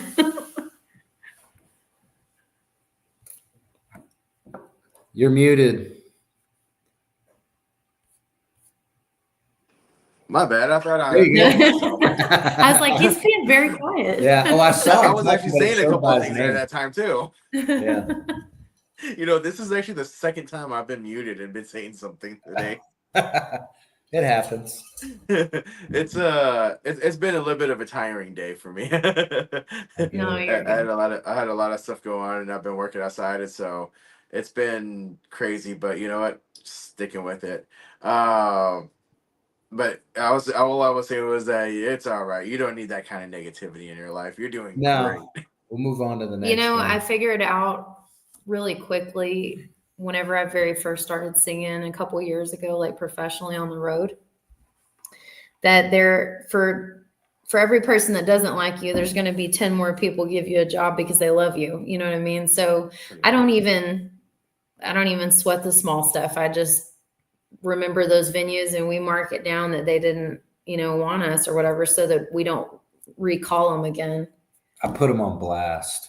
No, you don't. I don't, but I do. I tell certain people like, hey, because we'll get people like, whether it's promoters or just people in the industry, like, hey, you need to do this venue. I'm like, hey, I've tried and this is what I was told. And they're like, oh, really? And sometimes they're like, let me make some calls, and things change, Yeah. Or like we say, like who we've played with, as bigger people or something. And they're like, oh yeah, we'll hire you. Did we say we won't? Sorry, we will hire you. And I'm like, y'all are rude. Yeah. No, ma'am. I was reading what Jose said, Mr. Bailey. That is so cool. So I've seen several Native women singers in my travels, and they rock. Don't let it get you down. Thank you so much. Thank you. Miigwech to you, because that's awesome. Sure. Now, I want to go into, because I've started with Rusty's too, and now I'm going to go into your heritage as well. So that way we get into that, because like I said, this is a new channel for, as far as you guys haven't been on this channel particularly. Y'all were on the other channel, the Bell Ringer channel, but we've separated ways, and so this is a new channel here. So I have a lot more reach now, however. Yeah. So Rusty, how did you get started into the playing guitar? You went through a program, correct? Yes. I took lessons when I was real little, but that wasn't very, long. And then I dabbled a little bit with guitar when I was in the Marine Corps, here and there. But I took lessons called Guitars for Vets, because I am a veteran. And what they do is they try to take veterans and teach them, music, give them something to channel a purpose for, right? So I did their program and was very happy with it and had a good time. I was a little bit upset because it was I wanted to do it longer, but like once you get to a certain point, he graduated. Yeah, I graduated. I was like, but where? He legitimately was sad he graduated. He's like, babe, what am I gonna do now? So.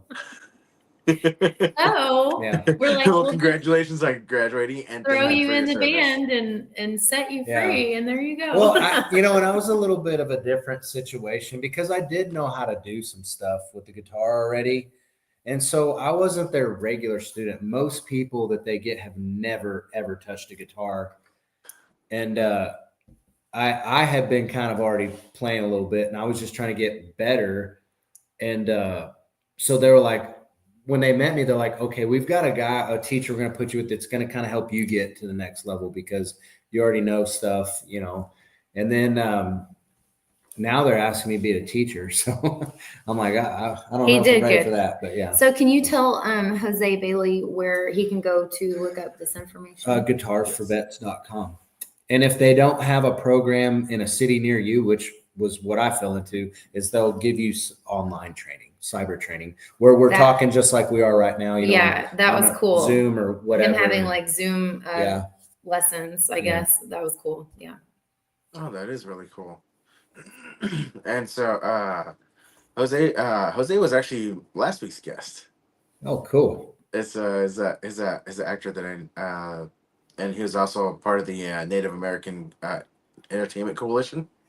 Okay, cool. And so he's rebuilding that actually. So it might be somebody that, could network with whenever, you're not so busy. I would love to be in some movies. I'm just saying, okay. Hey, that would be great too. Taylor Sheridan, if you're listening, I'm just saying. Plus, I'm a cowgirl and I ride horses. We have horses, so I can do that at least. Oh, nice. And actually, they do look for some riders. Sometimes they call them, stunt people. And actually, there's a few like wagon burner stunts. Oh man, They that's what I want do. to be telling my kids. See me on the TV right there that's flying across the field on that horse, and I just jumped off the cliff. That's mom right there. Nice. My kids are going to think I lost my mind. That's great. They'll be like, that was you? No, it wasn't you. No.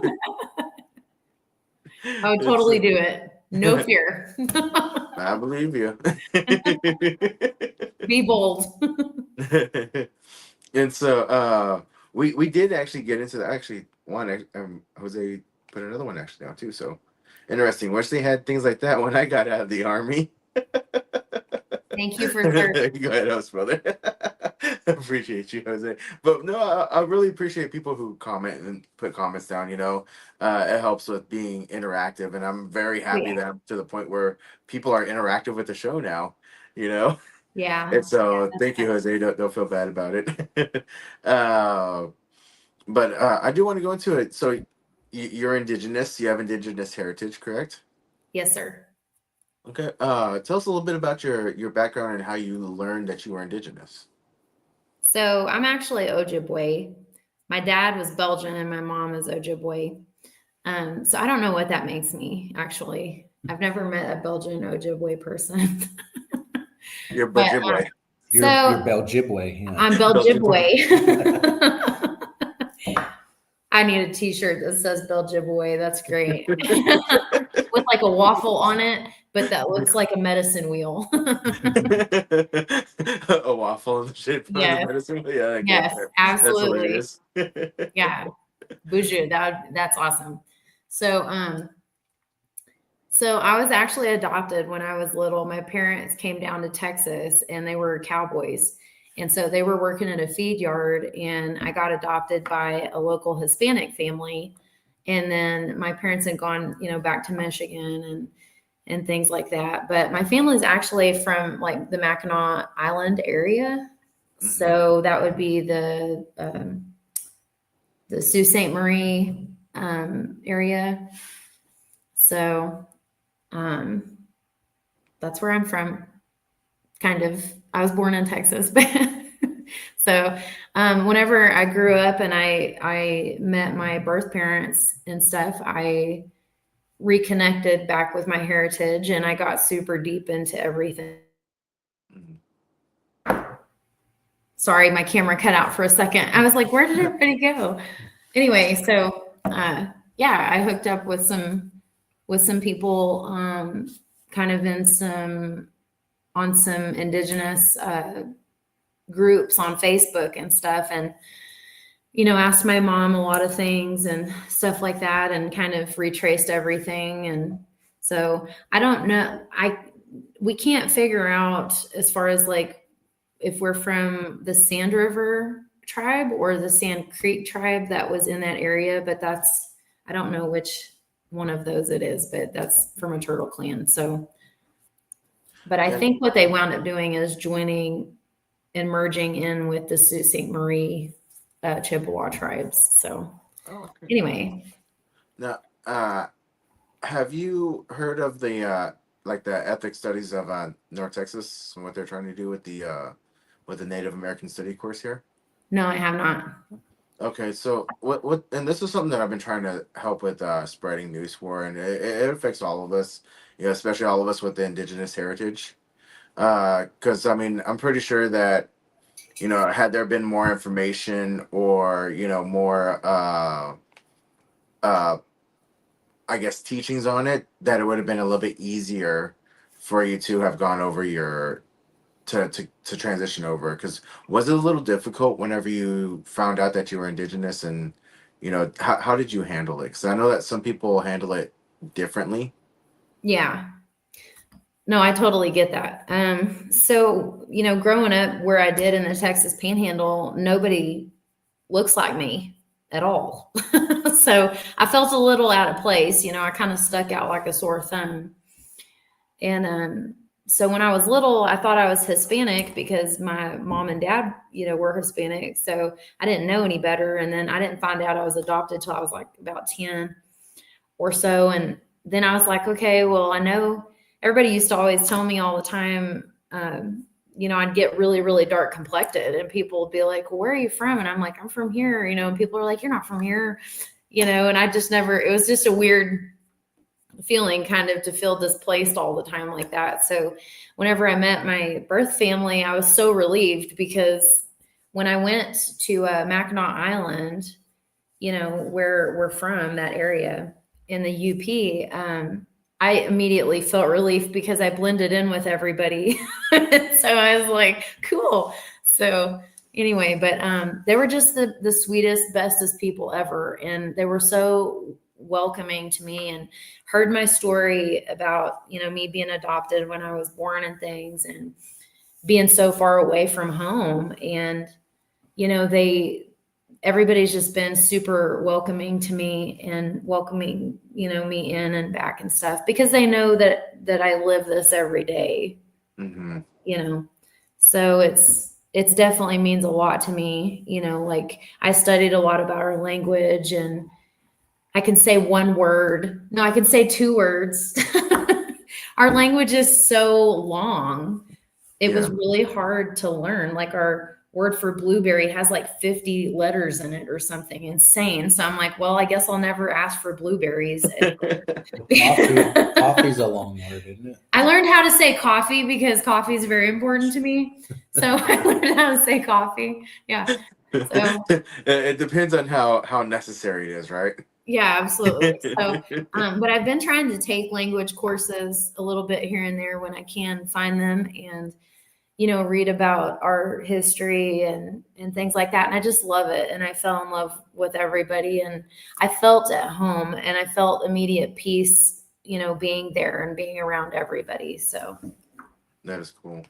Jose actually said he knows the feeling of having a feeling of being displaced.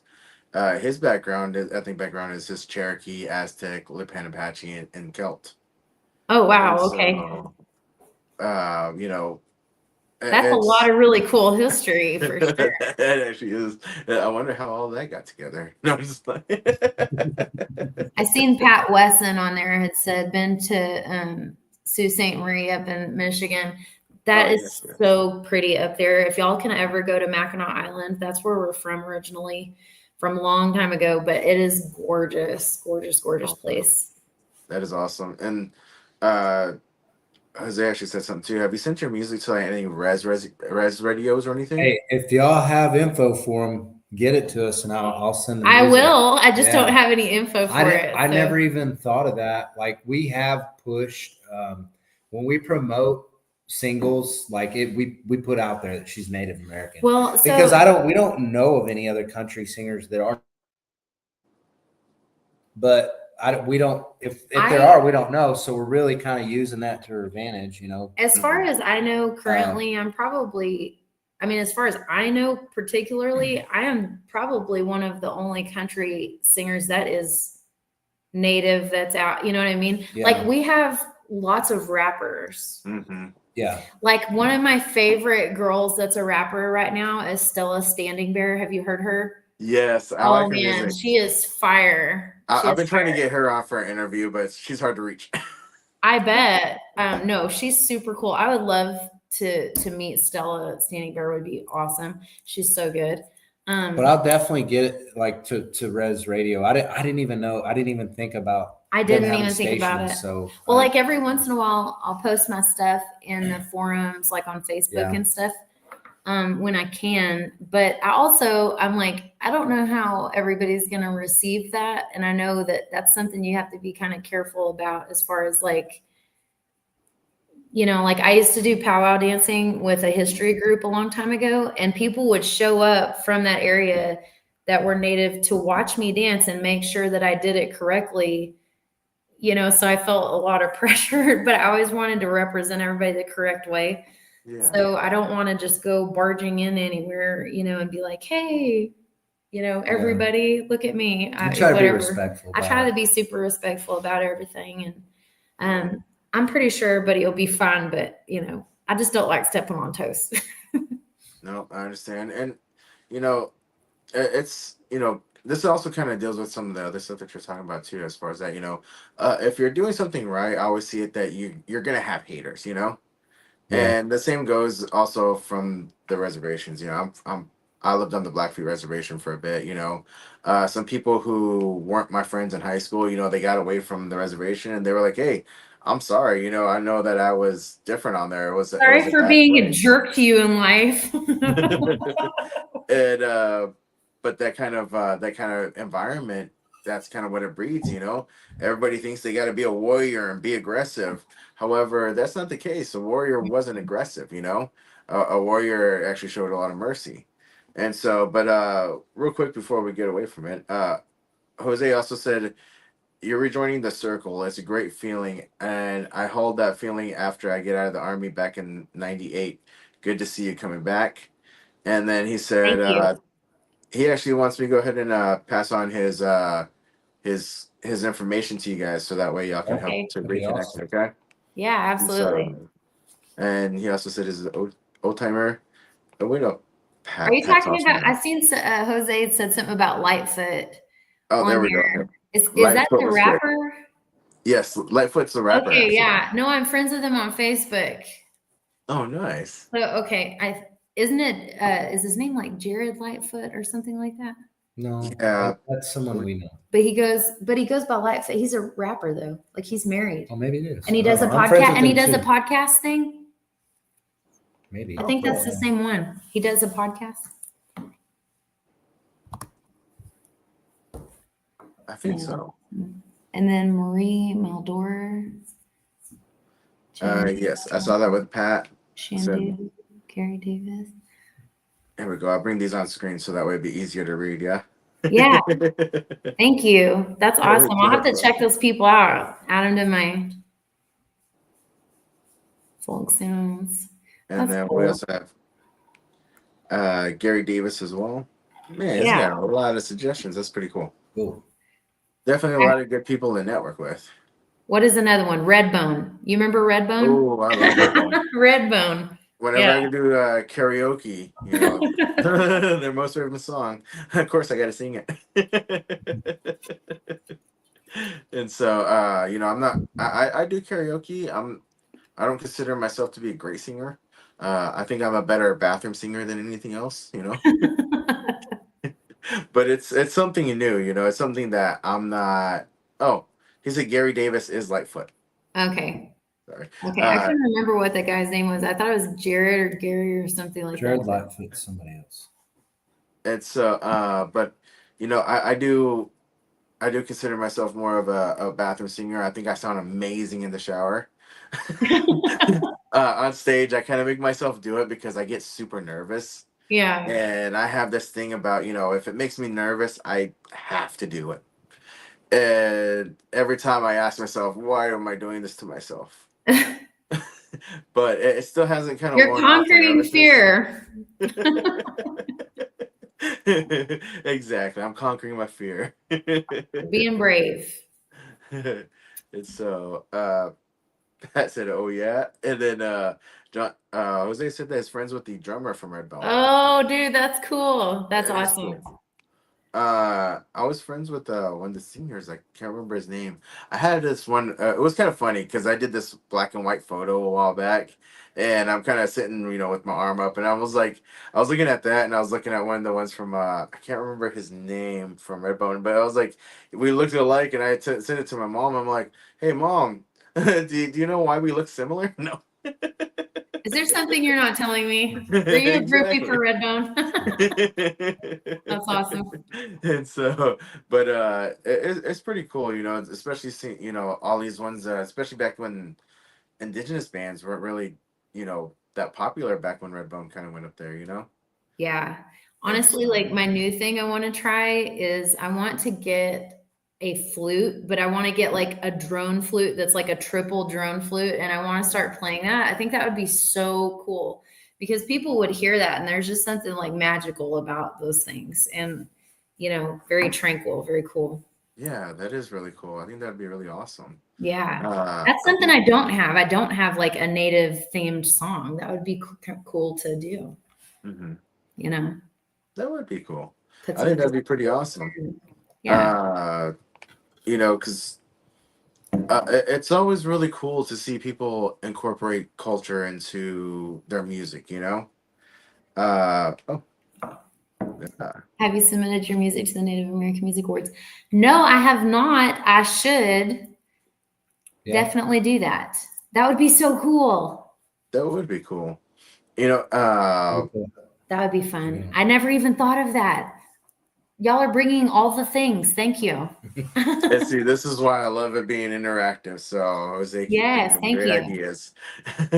Because the show's about helping everybody, helping you guys, helping us. You know, you're helping me by being here. I really appreciate you guys. You know, Yeah, and absolutely. so I know that it helps out with exposure and definitely getting more out there. You know, I don't have a super huge following. However, my following does have my reach is currently in 7 different countries. I've been seen by analytics. Oh, nice. And so, you know, it's reaching. They'll fill in later on, but it's reaching. We should get some more native artists together and do a Europe tour. Ooh, that would be cool. And you could be the host. Hey, that would be awesome. I We won't really make like you that sing too. or anything. You can drive the bus. I'll go out there when everybody else goes out there to sing "Come and Get Your Love." Okay. I can group sing. I can harmonize. I just can't do leads on my own. Man, sometimes like whenever I walked out in front of that really big crowd that we had this year, there was a light right in my face and I could not see anything. And I looked out and it was just like the crowd was just a sea of people and it was dark, you know, and I was like, oh my gosh. And then sit there and then we performed for an hour and a half straight. And it was so awesome. We got to go to the World Ranch Rodeo in Amarillo and perform there, and it was so cool. It was so fun.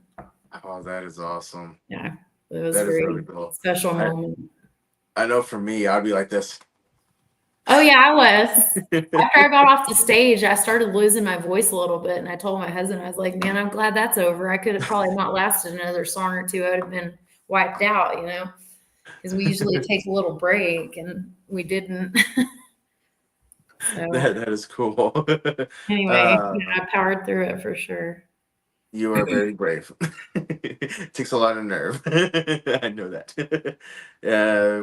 Jose suggested said, let's see if NAS is up for running again and we can help with that tour. Yeah, that would be cool. That'd be so cool. I would totally do it. And I know the band would love that. Oh my goodness. They're ready for touring. I can tell you that. I think this year we've cleared 100 shows by December. Mm-hmm. This year, easy. So, I mean, and we've been super busy, you know, doing that. And we do festivals. We do like big festivals and things like that. One of my goals is to get into Steamboat, Colorado for the country music fest that they do. And then maybe like in Boulder when they do the Caveman Festival, that would be cool.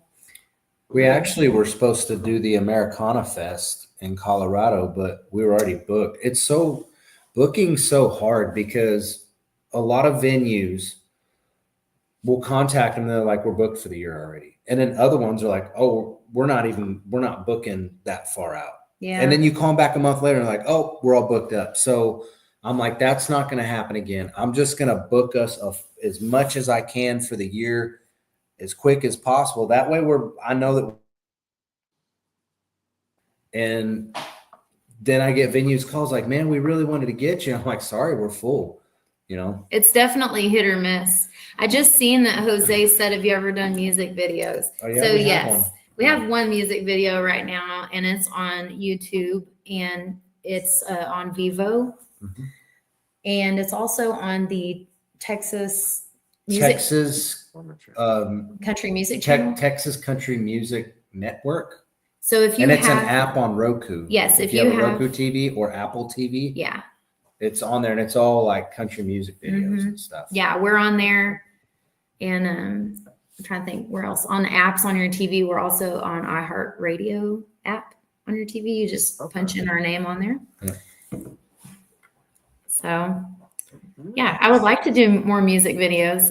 We haven't. The problem yet. with music videos is it costs a lot of money and the market for it is diminishing because nobody watches them. It's all reels, right? Everybody wants to watch 30 seconds. Doing TikTok. So now what we do is we pay someone to come film us 30-second reels, 30-second to a minute reels to give us content to post for a few months, you know? Oh, wow. And there's more of that. So like our actual music video that's on Vivo and YouTube, I think it's got probably like, it's been on there for over a year now. Mm-hmm. I think it's got maybe like 400 views, if that, but I've got 30-second reels that we filmed last month that's got 7K views already. So it's trying to, and the cost of doing a music video costs so much. Like I hate it because to me, I still like CDs and tapes and music videos that, you know, the MTV The nostalgia generation thing, when MTV played music. Yeah. That's like, and it sucks because like streaming is great, right? It gets your music out to people, but it doesn't pay. You get 1/10 of a cent per 1,000 streams. So we tell people like still buy hard copies. Like we still sell CDs at shows. Most people probably don't have a CD player, but you know, people like it for souvenir purposes, but we tell people buy physical copies of the music, buy merchandise, because playing shows and selling merch is how we're making our money now. You're not making it off music. You get some royalties off of radio play. That's a little bit more than streaming, but like trying to get on radio, you know, there's no guarantee for some artists. Some artists might be streaming only. So we have to be creative, you know, all these, like we do. I have a page on Facebook that's called Farm Fed, and it's all, you just type it in all caps. And I do homesteading videos for people and teach them how to grow things and, you know, how to take care of crops and things like that. So that's kind of my fun thing I do. My husband keeps telling me he's going to put my feet on only feet finders or something. Got to make that money. Hey, that's one way to make money too. So and I know somebody's going to ask a question of why, is because I have webbed toes, and I've never told anybody on the internet this ever that I have webbed toes. Oh, wow. But the whole band knows, and they make fun of me for it. And then they're always teasing me about us getting rich off my feet. So I don't know, whatever. I'm not going to judge anybody. Well, hey, if you want to send me $500, you know, to see my feet pictures, I'll send them to you. I'm whatever. Sell CDs with the cover is going to be her feet. Yeah, sure, whatever. Native feet, okay. Hey, that's a great marketing right there too, because all those feet people will be like, "Hey, I want that right there." Yeah. I don't even know if that's a real, like, I know y'all say it's a real thing, but I'm like, I cannot grasp my mind around it. I don't know. There's guys out there that find other hobbies, y'all. You know, there's guys out there that or there's women out there who've made a lot of money just from selling their farts in a bag. So there's guys for crazy. That's insane. Yeah, I thought so too. That's insane. I bet their mamas are proud of them for that. Yeah. Jose said that he used to be a DJ for many years ago, and that he used to go by DJ Native Styles. So I started mixing. I love that name. That's house. cool. Oh, that is cool. Native music and house. That sounds like a very good, interesting setup right there too. And he also said, try submitting music for soundtracks for movies and series. Ooh, that is a good way to get. Oh, we did get to pitch music for TV and movies. We know a guy that is like the guy that puts all that, does a lot of that, gets music in movies and stuff. He does stuff for like Universal and Sony and stuff like that. Kind of the gist we got, not necessarily from him, but one of his people or partners that kind of helps some peers, is that country music is, they're like, nope, that it's not going in TV or movies. And I'm have you ever seen Yellowstone? Hello. But these people are very Hollywood, West Coast. Only picking songs that were like rap songs or pop songs. They weren't interested in like they no rock, no country. Like it had to be like straight up like Taylor Swift style pop. And they also did not want love songs or it could be either. rap, but it had to be clean. And they were like, if you recorded this explicit, even if there is a non-explicit Or with version, AI. we won't use it. And I'm like, that's insane, you know? So it's very, it's very crazy. But that, like I said, that was just what we've been exposed to. We've never, that was at a music conference that we got invited to be at, that we got asked to pitch there. We've never actively tried to get our music on anything. Like, I know that she's big on wanting to get it on something that Taylor Sheridan does with all the Yellowstone and all the stuff like that. You know, I think it would be a good fit, but I don't even know where to start. I really would like to be in, like, my dream would be to be like in one of the really old themed, like 1800s Westerns. Like, that would be my jam, where I would be like, that would be so cool for me. I would love it. Talking about music or acting? Acting. Yeah, we're talking about getting the music. No, I know that. I'm just saying, I think maybe if something like that were to happen, they would maybe look at my music more and be like, oh, let's put her, you know, in our movie. I don't know. You know, as actually Stephanie Lenz was just on from Legacy Casting, and she said that it is more about a look, you know, and so, which is something that look me up, please. And you know, as far as the music side goes, Rusty, what about independent films? Have you guys started about trying to do some of the independents and then building up and networking from there? So that no, way, it's not that we're not against or anything. Like, I don't even know where to start, man. Like, I don't know. It's a connection thing. Like, it's a network thing. Yeah. We don't know, you know stuff where to like start. that. It's a try for the new Librarian series. Oh, that would be cool. He says he has a question for you. Why wait for it to happen? Make your own movie. Be proactive, not retroactive. Actually, you know, that's a great idea. Yeah. One of the examples that we always bring up is Sylvester Stallone. You know, a lot of people wouldn't give Sylvester Stallone an opportunity to be a lead because they didn't think that he had what it took to be a lead actor. Yeah. And so that's why he created Rocky. Yeah. And Rocky is a cult classic now. That was him paving his own way, kicking the doors down, and, you know, storming the gates. Yeah. We just got done watching Tulsa King, and that was really good too. His new series. Yeah. So good. Which y'all were on Tulsa King, or? Yeah. Uh-huh. That is like awesome. we just finished watching. We finished that all not of too them long that ago. are out on streaming. I'm right so. now. Oh, Are y'all ever sad whenever a series ends and you've been you've binge watched it for 2 weeks or something, and then it just stops and you don't know what to do with yourself? I totally felt that way. I actually get that way too. I get to the point where it's like, I'm sad that the series has ended and I wanted to watch more. But then also, whenever they have it out to where it's out on the weekly episodes, Yeah. I'm annoyed that it's not coming out fast enough. Yeah. Total mind control thing for marketing. Yes, it is. I was really sad whenever 1880. Was it 1883? Yeah, I think so. Yeah, I was so sad whenever the blizzard hit and then there was nothing, and I'm like, oh, you can't. What do you talk about? Like, you can't stop it. You gotta keep going.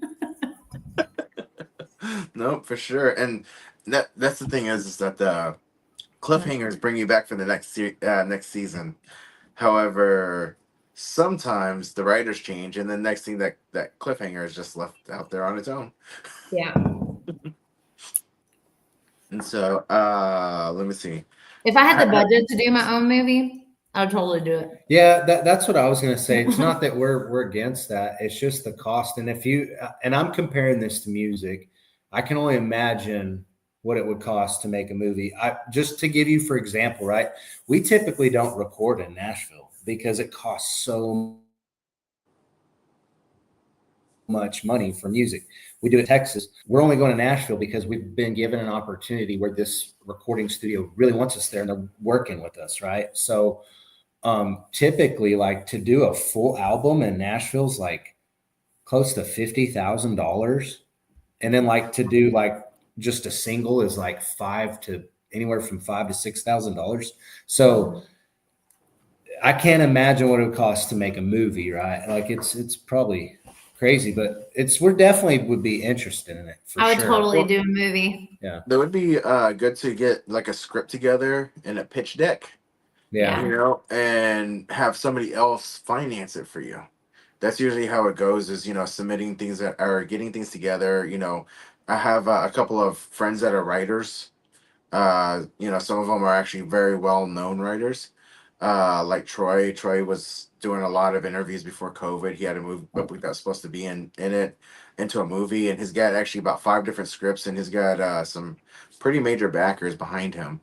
And I know another writer, Calvin. He did Cobra Assassin, and that one's starting to go into a trailer. But the thing is, in the film industry, is to build the concept and the idea. It's like basically like a business. Like you're going to a business loan.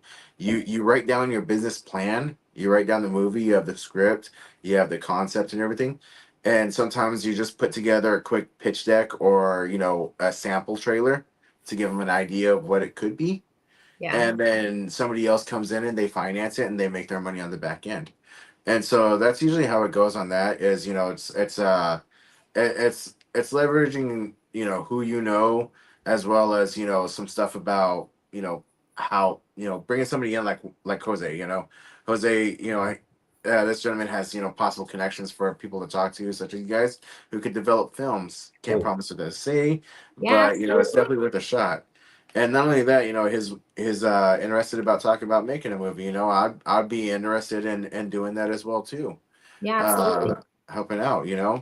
Yeah. Brandon Moe is alt country music. Oh, Talking about Branson, Missouri. So I'll answer that. He's talking about Branson, Missouri. And I think this question's probably stemming from what I talked about, the cost of doing things in Nashville are. So obviously, Nashville's like the big place for country. And we do want to experience that. And we're getting to do that at a probably what it costs less for most people. But Branson is good too. But the reason why we're not targeting that is because I don't know how familiar y'all are with Texas music, right?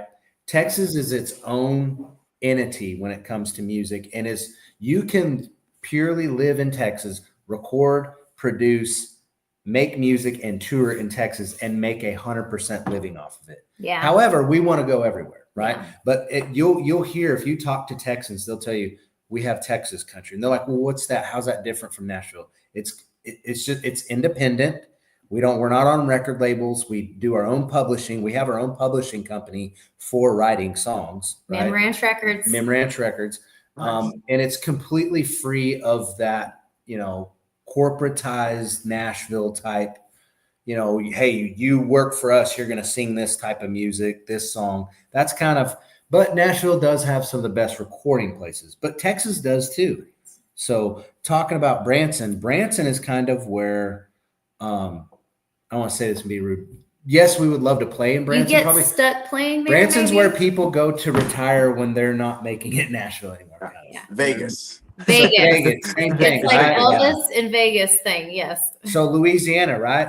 He talks about Louisiana has its own type of country too. So those cross paths with Texas. A lot of the Louisiana artists in Texas are kind of merging together. Yeah. And so now you've got like Louisiana, Texas, Oklahoma.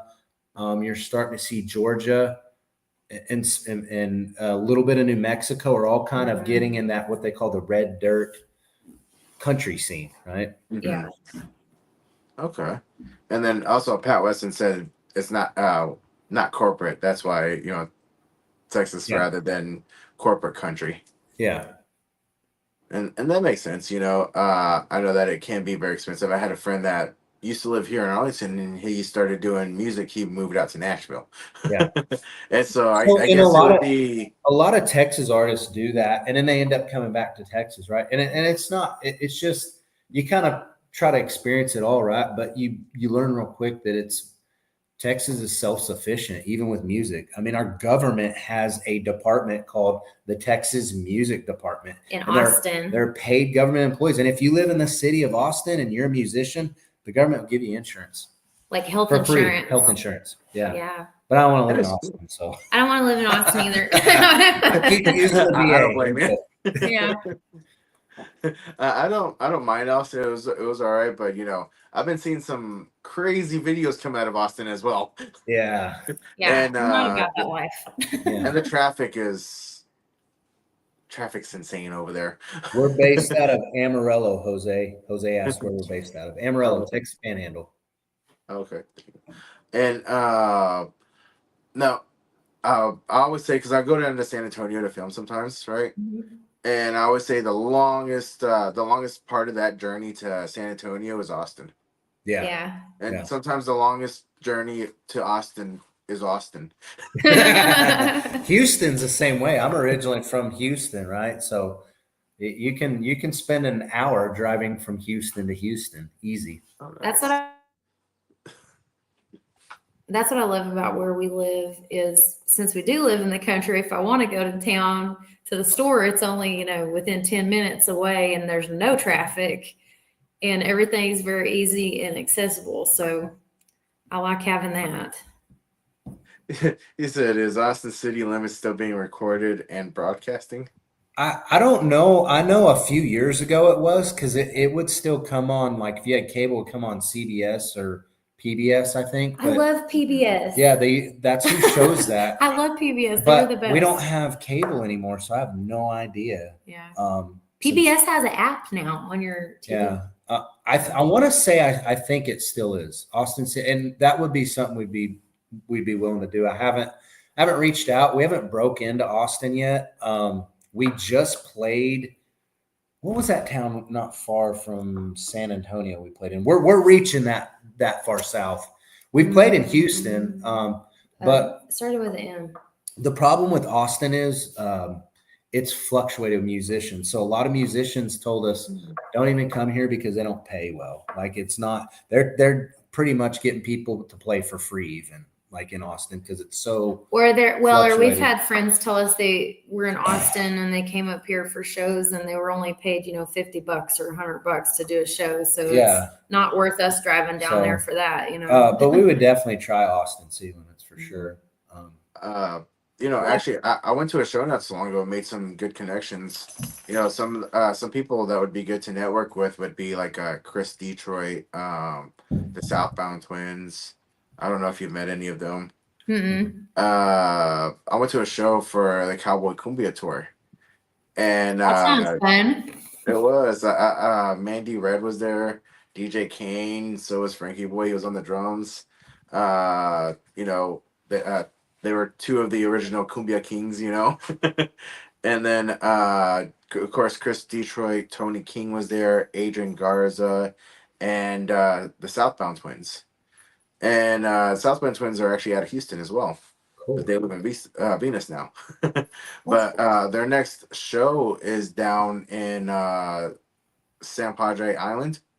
Their kickoff show was up here at Live Social in Fort Worth. Cool. And so, but that might be something to go ahead and do some networking with, because I know that. And we're always looking for new venues, right? I send out probably 100 emails a day to venues, and I might get one back a month. It's crazy, like trying to book. So like we're trying to go everywhere. San Marcos is an area I've been trying to get us to. That's not far from Austin, right? Like I said, we've played in Houston. We're going to be playing in Conroe this month, which is down by Houston. So we're definitely willing to go all over. San Antonio is another one that we're working on getting into. Well, not just Texas too. I mean, like if anybody going to other states, if anybody on here is watching from a different state, I mean, we're trying to get into different states. So I had another artist that's like, she comes and plays in Texas a lot, but she's from California. And she's like, hey, will you come do? Yes, she is a triple threat. I am. She asked, will you come do some shows in California? I'm like, well, I guess I can leave my guns at home and we can come do that. But that's asking a lot for my husband. Yeah. Well, no, I mean, I told her that sounds it's difficult. just got to make sense. Like we've got to make enough money to recoup the cost because it's so far, right? Yeah. But I definitely want to. I actually started looking at venues, and there's some killer honky tonks in Northern California that brings in country music. So that's kind of our specialty. And that's kind of our vibe. Yeah, it's putting on really big, fun honky tonks like that. So Shreveport, sure. We're definitely working on getting Louisiana, and Georgia too is one that we've got connections in both Louisiana and Georgia. We're Delta Circle. Huh? Yeah. Shout out to Delta Circle and Uncle Rhino for that area. We're just so booked up already for this year. So next year, I'm really branching on going to all these places. Yeah. Nice. As I said, the main country music station in Chicago is US 99. Have you submitted there as well? No, we have not. I didn't even That's know the Chicago part. had country music. That's insane. I'll have to look Actually, it neither up. did I. Yeah. That's awesome. Thanks for telling us.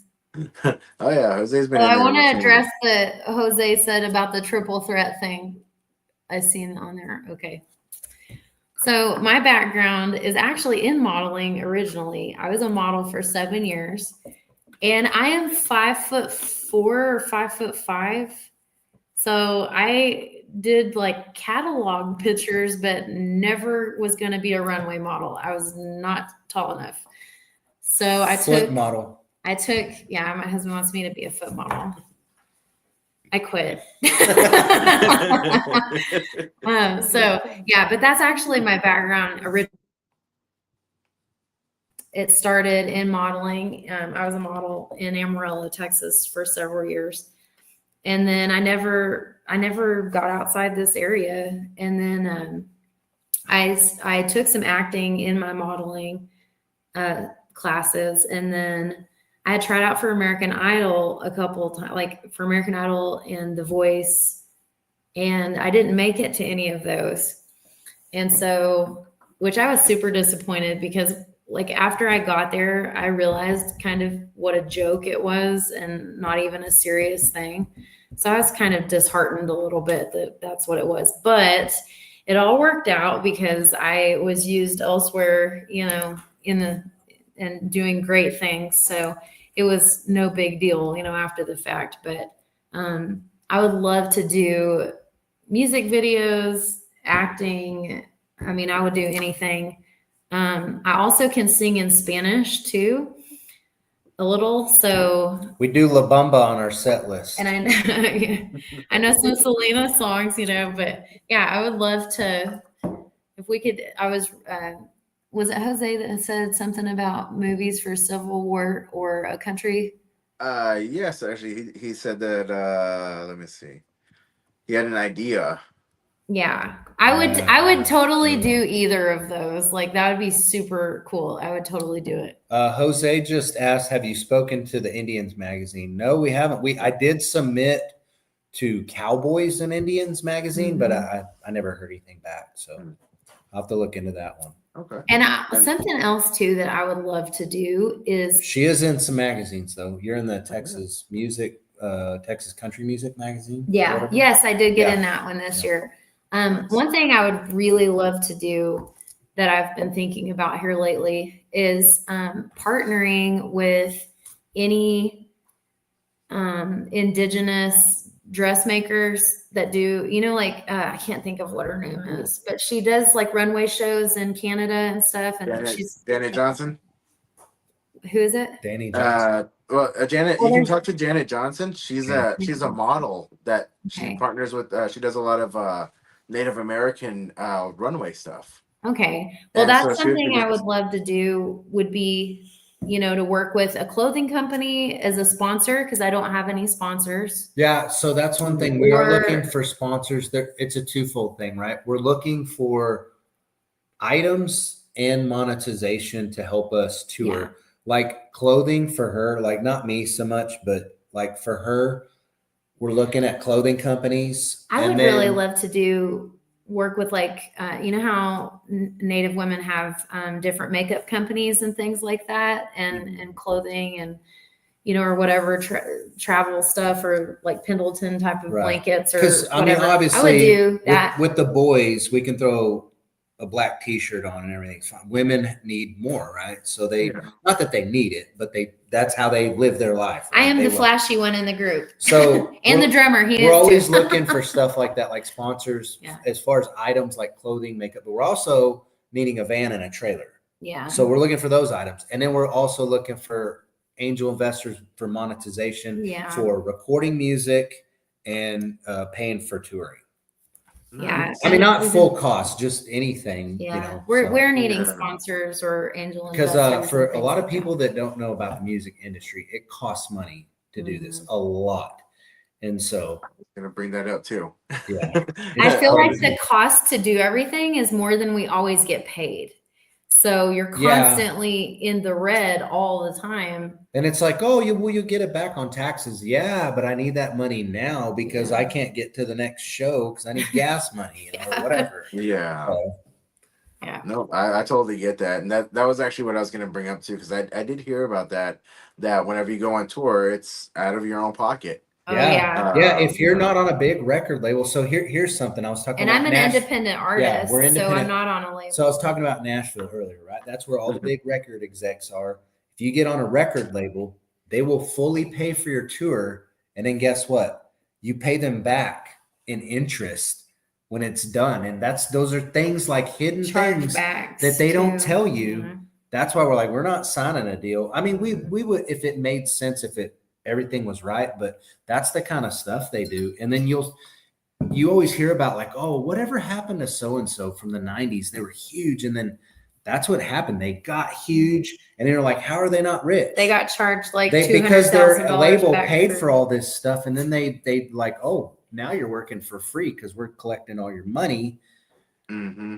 And they're like, well, what do you mean? Well, that's what your contract is. You know, that's what happens. I'm not about signing up for that. Yeah. and it was actually kind of crazy because it was brought up. But I saw it on the first time I heard about it, I saw it on a movie. You know, it was what's it called? Is it Daddy's Boy? It was an Adam Sandler movie, and Vanilla Ice was in there. Yeah. It was. I think it was Daddy's Boy or something like that. Or it was like he's like, man, you know, after every time that gets played, I owe money. You know? Yeah. The struggle is real. That's what's crazy. It's real though, right? And that's why I talked about the Texas music industry. You don't have those kind of problems here. And don't get me wrong, we're gonna go everywhere, and if it makes sense, we'll do the Nashville thing, right? But we're gonna try to do that being independent. So a good example. I'm sure that a lot of people have heard of Cody Johnson and Parker McCollum. They're huge in Nashville now. They started in Texas, huh?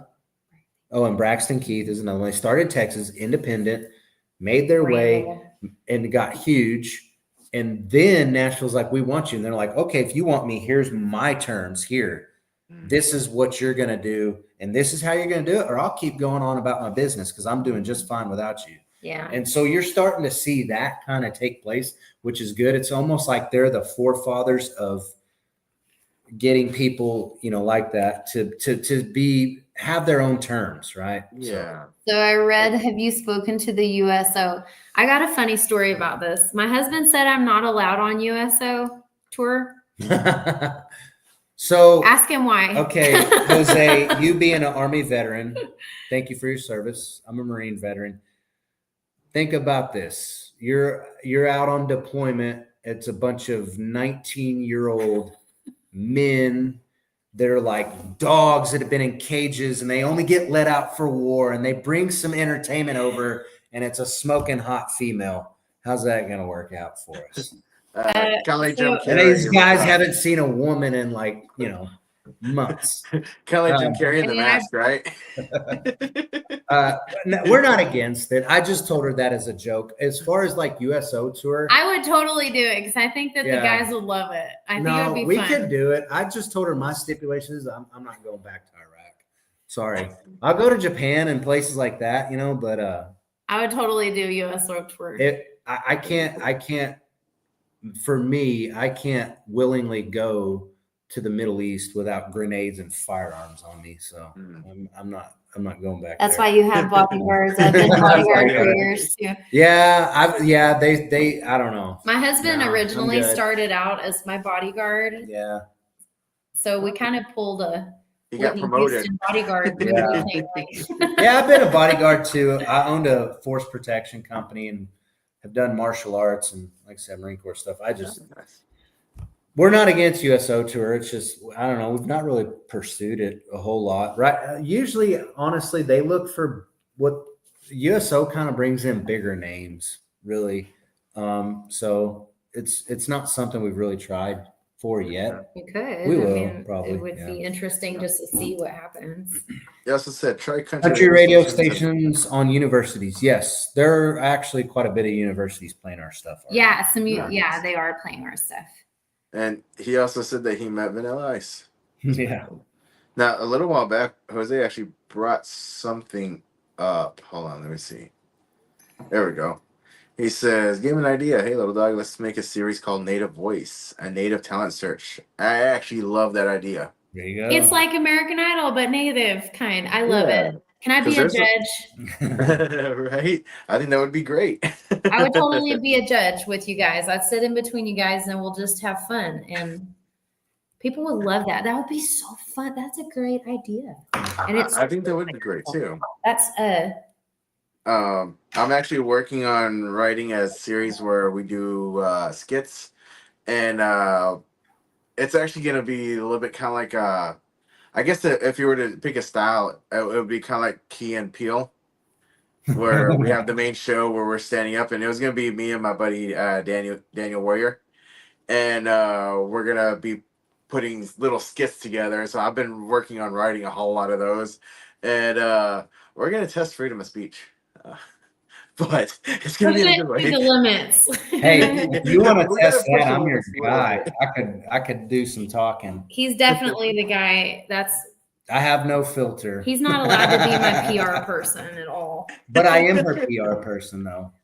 Well, Ask her what happens when people get in the DMs on So on her music page. so I have I have guys that, obviously we're very happily married, but I have got guys that will message me on our band page and be like, "Hey, good looking," Hey, or "Hey, baby." beautiful."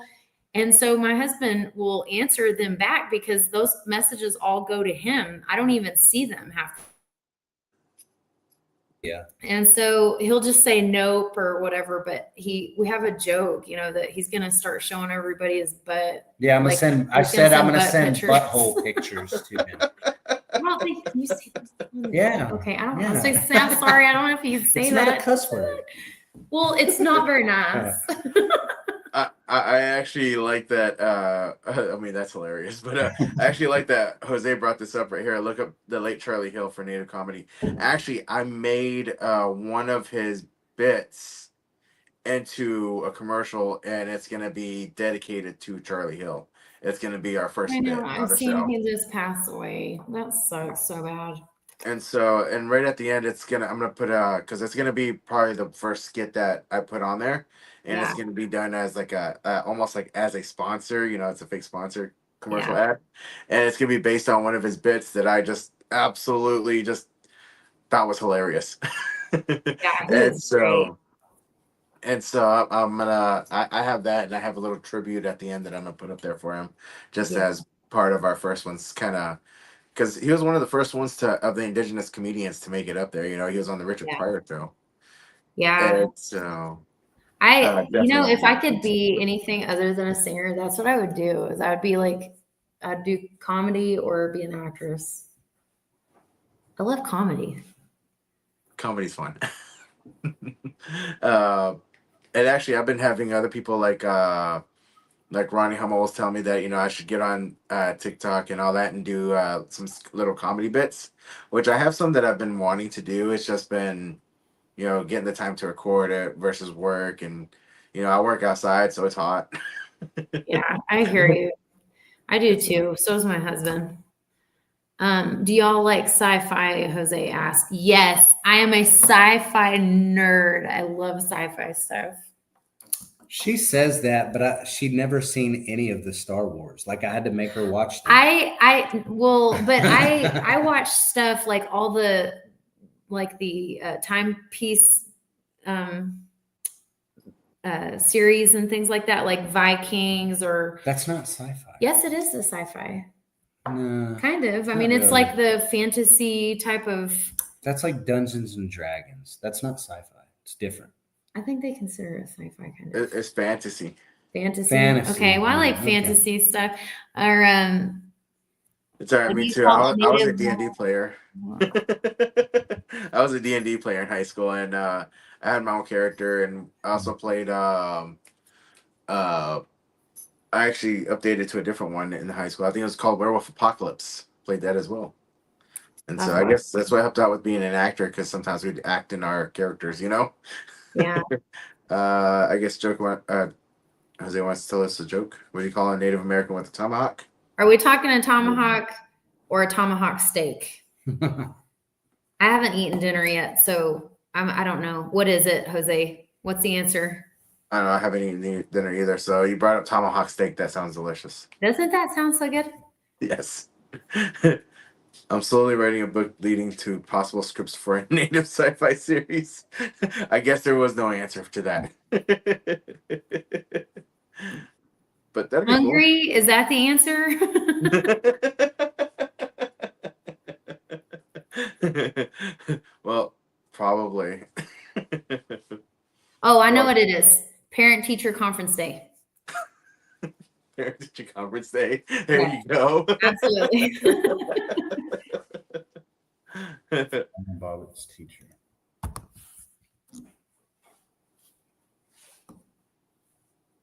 That one I don't think I get. I don't. We're gonna need some context for that one, Jose. But anyways, I really appreciate you guys coming on. You know, in the future, you know, because I'm talking about, you know, to other people about the stage, the thing that I have coming up and turning it into a late night show. And I know I've mentioned it before.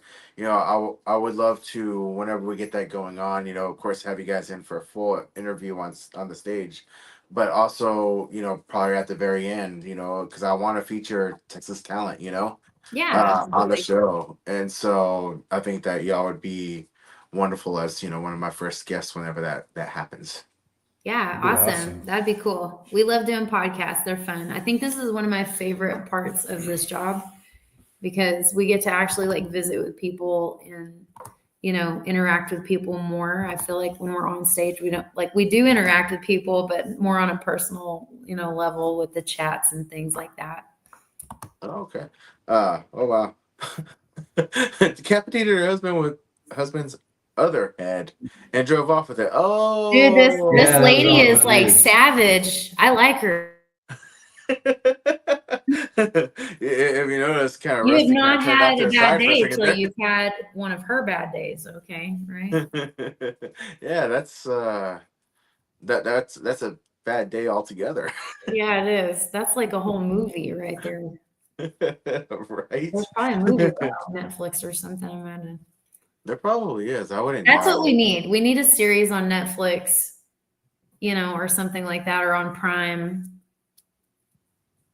Yeah. Do, you know, a native indigenous idol.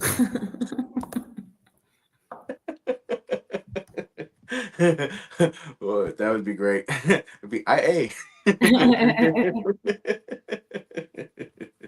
Actually, or we could just call it AHO, like AHO. Is you gonna put a female in the front of that? You said a hoe? That's not what that means. I know, but that's how Learn people your are gonna native read language. it. People are gonna read it that way and go, what is this? I think Aho was Choctaw. We say it in Ojibwe too. Yeah, nice. I mean, yeah, they say boujou, but like, you know, which is French and Ojibwe inspired or whatever, but they say that too.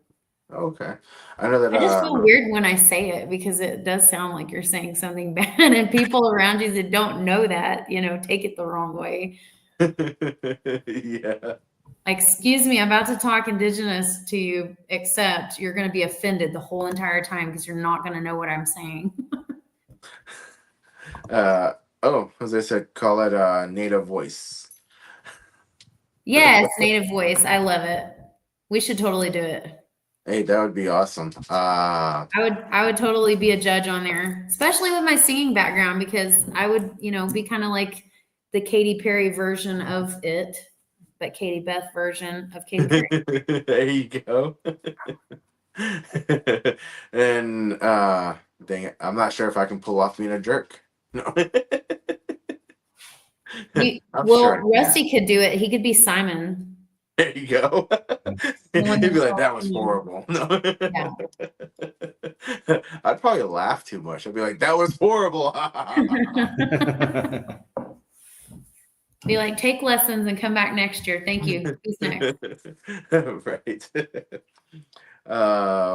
But But anyways, I really enjoy having you guys on, and I look forward to having y'all on in the future. Do y'all have any words of encouragement for anybody who's trying to get into music or singing or anything here, and that they're interested in?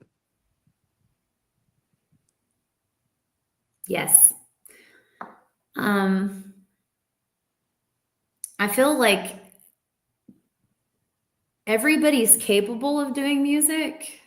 You just have to find what your specific sound is. You don't want to sound like anybody else, right? Like I meet a lot of people that try to sound like someone else. So I feel like if you love music enough and you work very hard and you don't give up, if you do have a strange or unique sound, embrace that. But if you maybe are not the best singer, maybe invest in some lessons and become the best singer you can be. Or like in guitar, invest in some lessons, become the best guitar player. The hard thing about what we do is you only get out of it what you put into it.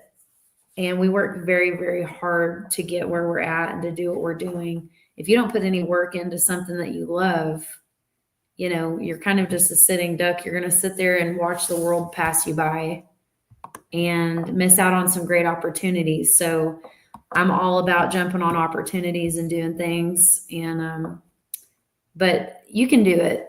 Absolutely. So if you have something you want to do, I came in the music industry as a grown woman, having married and kids, and then started music professionally, and never in a million years would I thought that would be the case. Look at yourself 5 years ago. You would have never thought this would be where we're at, probably. Yeah. Maybe. I don't know. And now we're famous. Nice. And I totally agree with that, because 3 years ago, I was unknown with maybe 170 people on my friends list. Yeah. And just from investing in myself and putting in the work and all that, and finding out what I like to do and moving forward, I've been able to make some really great ties, like y'all. Yeah. Thank you. Y'all are awesome. Y'all are wonderful. And DJ Kane, some directors, some pretty well-known people know my name, and it's surprising to me. And I'm like, wow, I still think I'm more of a nobody, but how did they know my name? No, you're doing great. We've been following you too. You're doing great. I appreciate it. Yeah. Oh, Jose did say that he has a bass and voice, and he really is. I heard him like he did a little video for a werewolf thing on that I played at the beginning of his segment last week. And he's got a really deep voice. That's cool. That's a real talent. Yeah. And so at 37, he started in the industry. Nice. And don't be famous, be infamous. Oh, yeah. That's awesome. And so, but I do want to say again, I really appreciate y'all, and I can't wait to have you guys in live. Yeah, you bet. You bet. No. Y'all have a wonderful night, and I really appreciate you again. All right. Yeah, All right. absolutely. Thanks for having us. Of course. Always a pleasure. Bye. All right, bye. And so with that in mind, that is awesome. I really enjoy having them on. They're really awesome. Katie, sorry, I'm dog sitting, and this guy needs a lot of attention. Sees me on camera, and he wants to hop on too, but he wants to hop on my lap to do it. He likes to sit up like right here. But anyways, cute dog.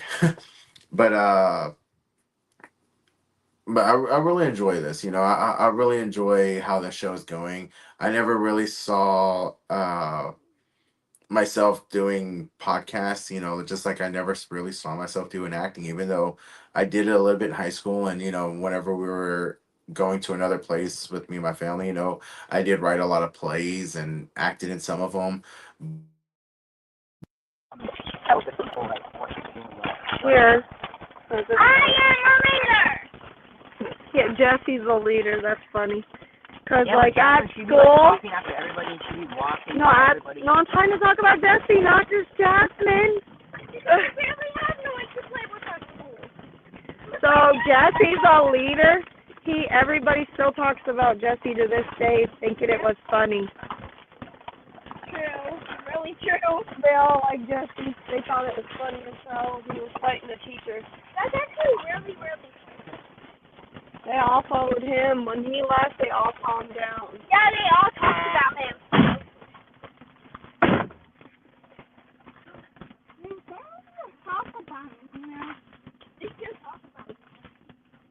I know.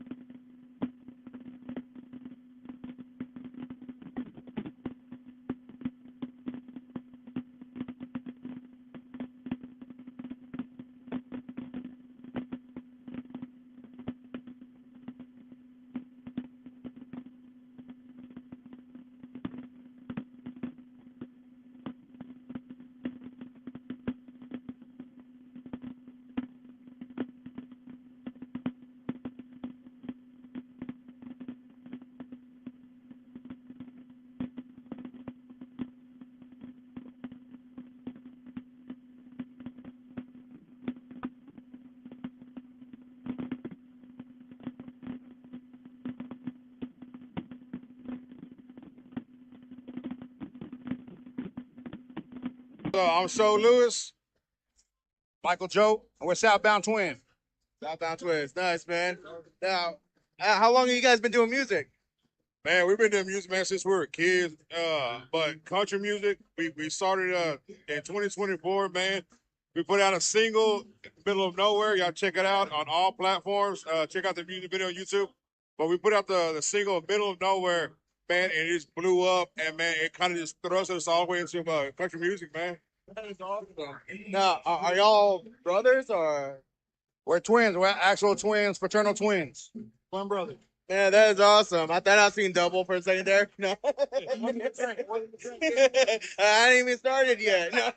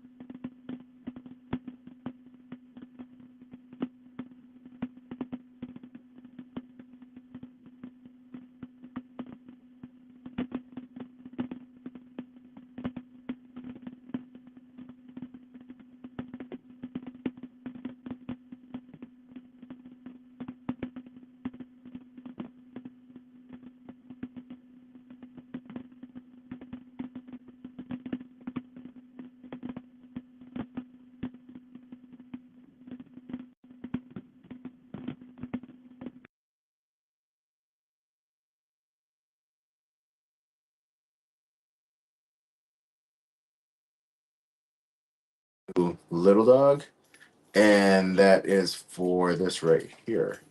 I appreciate everybody joining me today. And thanks again. You guys are what make this exciting, to be honest. Everybody who joins, supports, the chat blew up today. I really appreciate you guys. And let's keep this thing going. It's because of y'all that it keeps growing.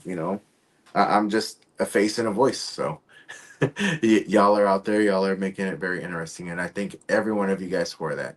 Y'all are wonderful. Y'all have a great night. And get the kamatsun until we meet again. And y'all take care, all right? Good night.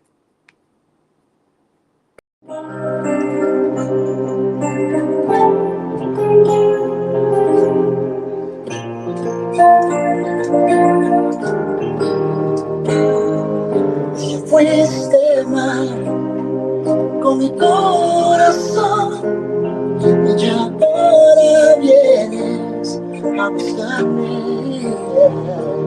Un día fuiste todo para mí y ya ahora no puedo ni verte.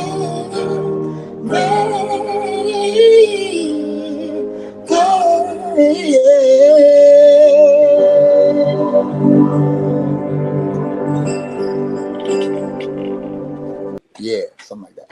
Thank y'all, man.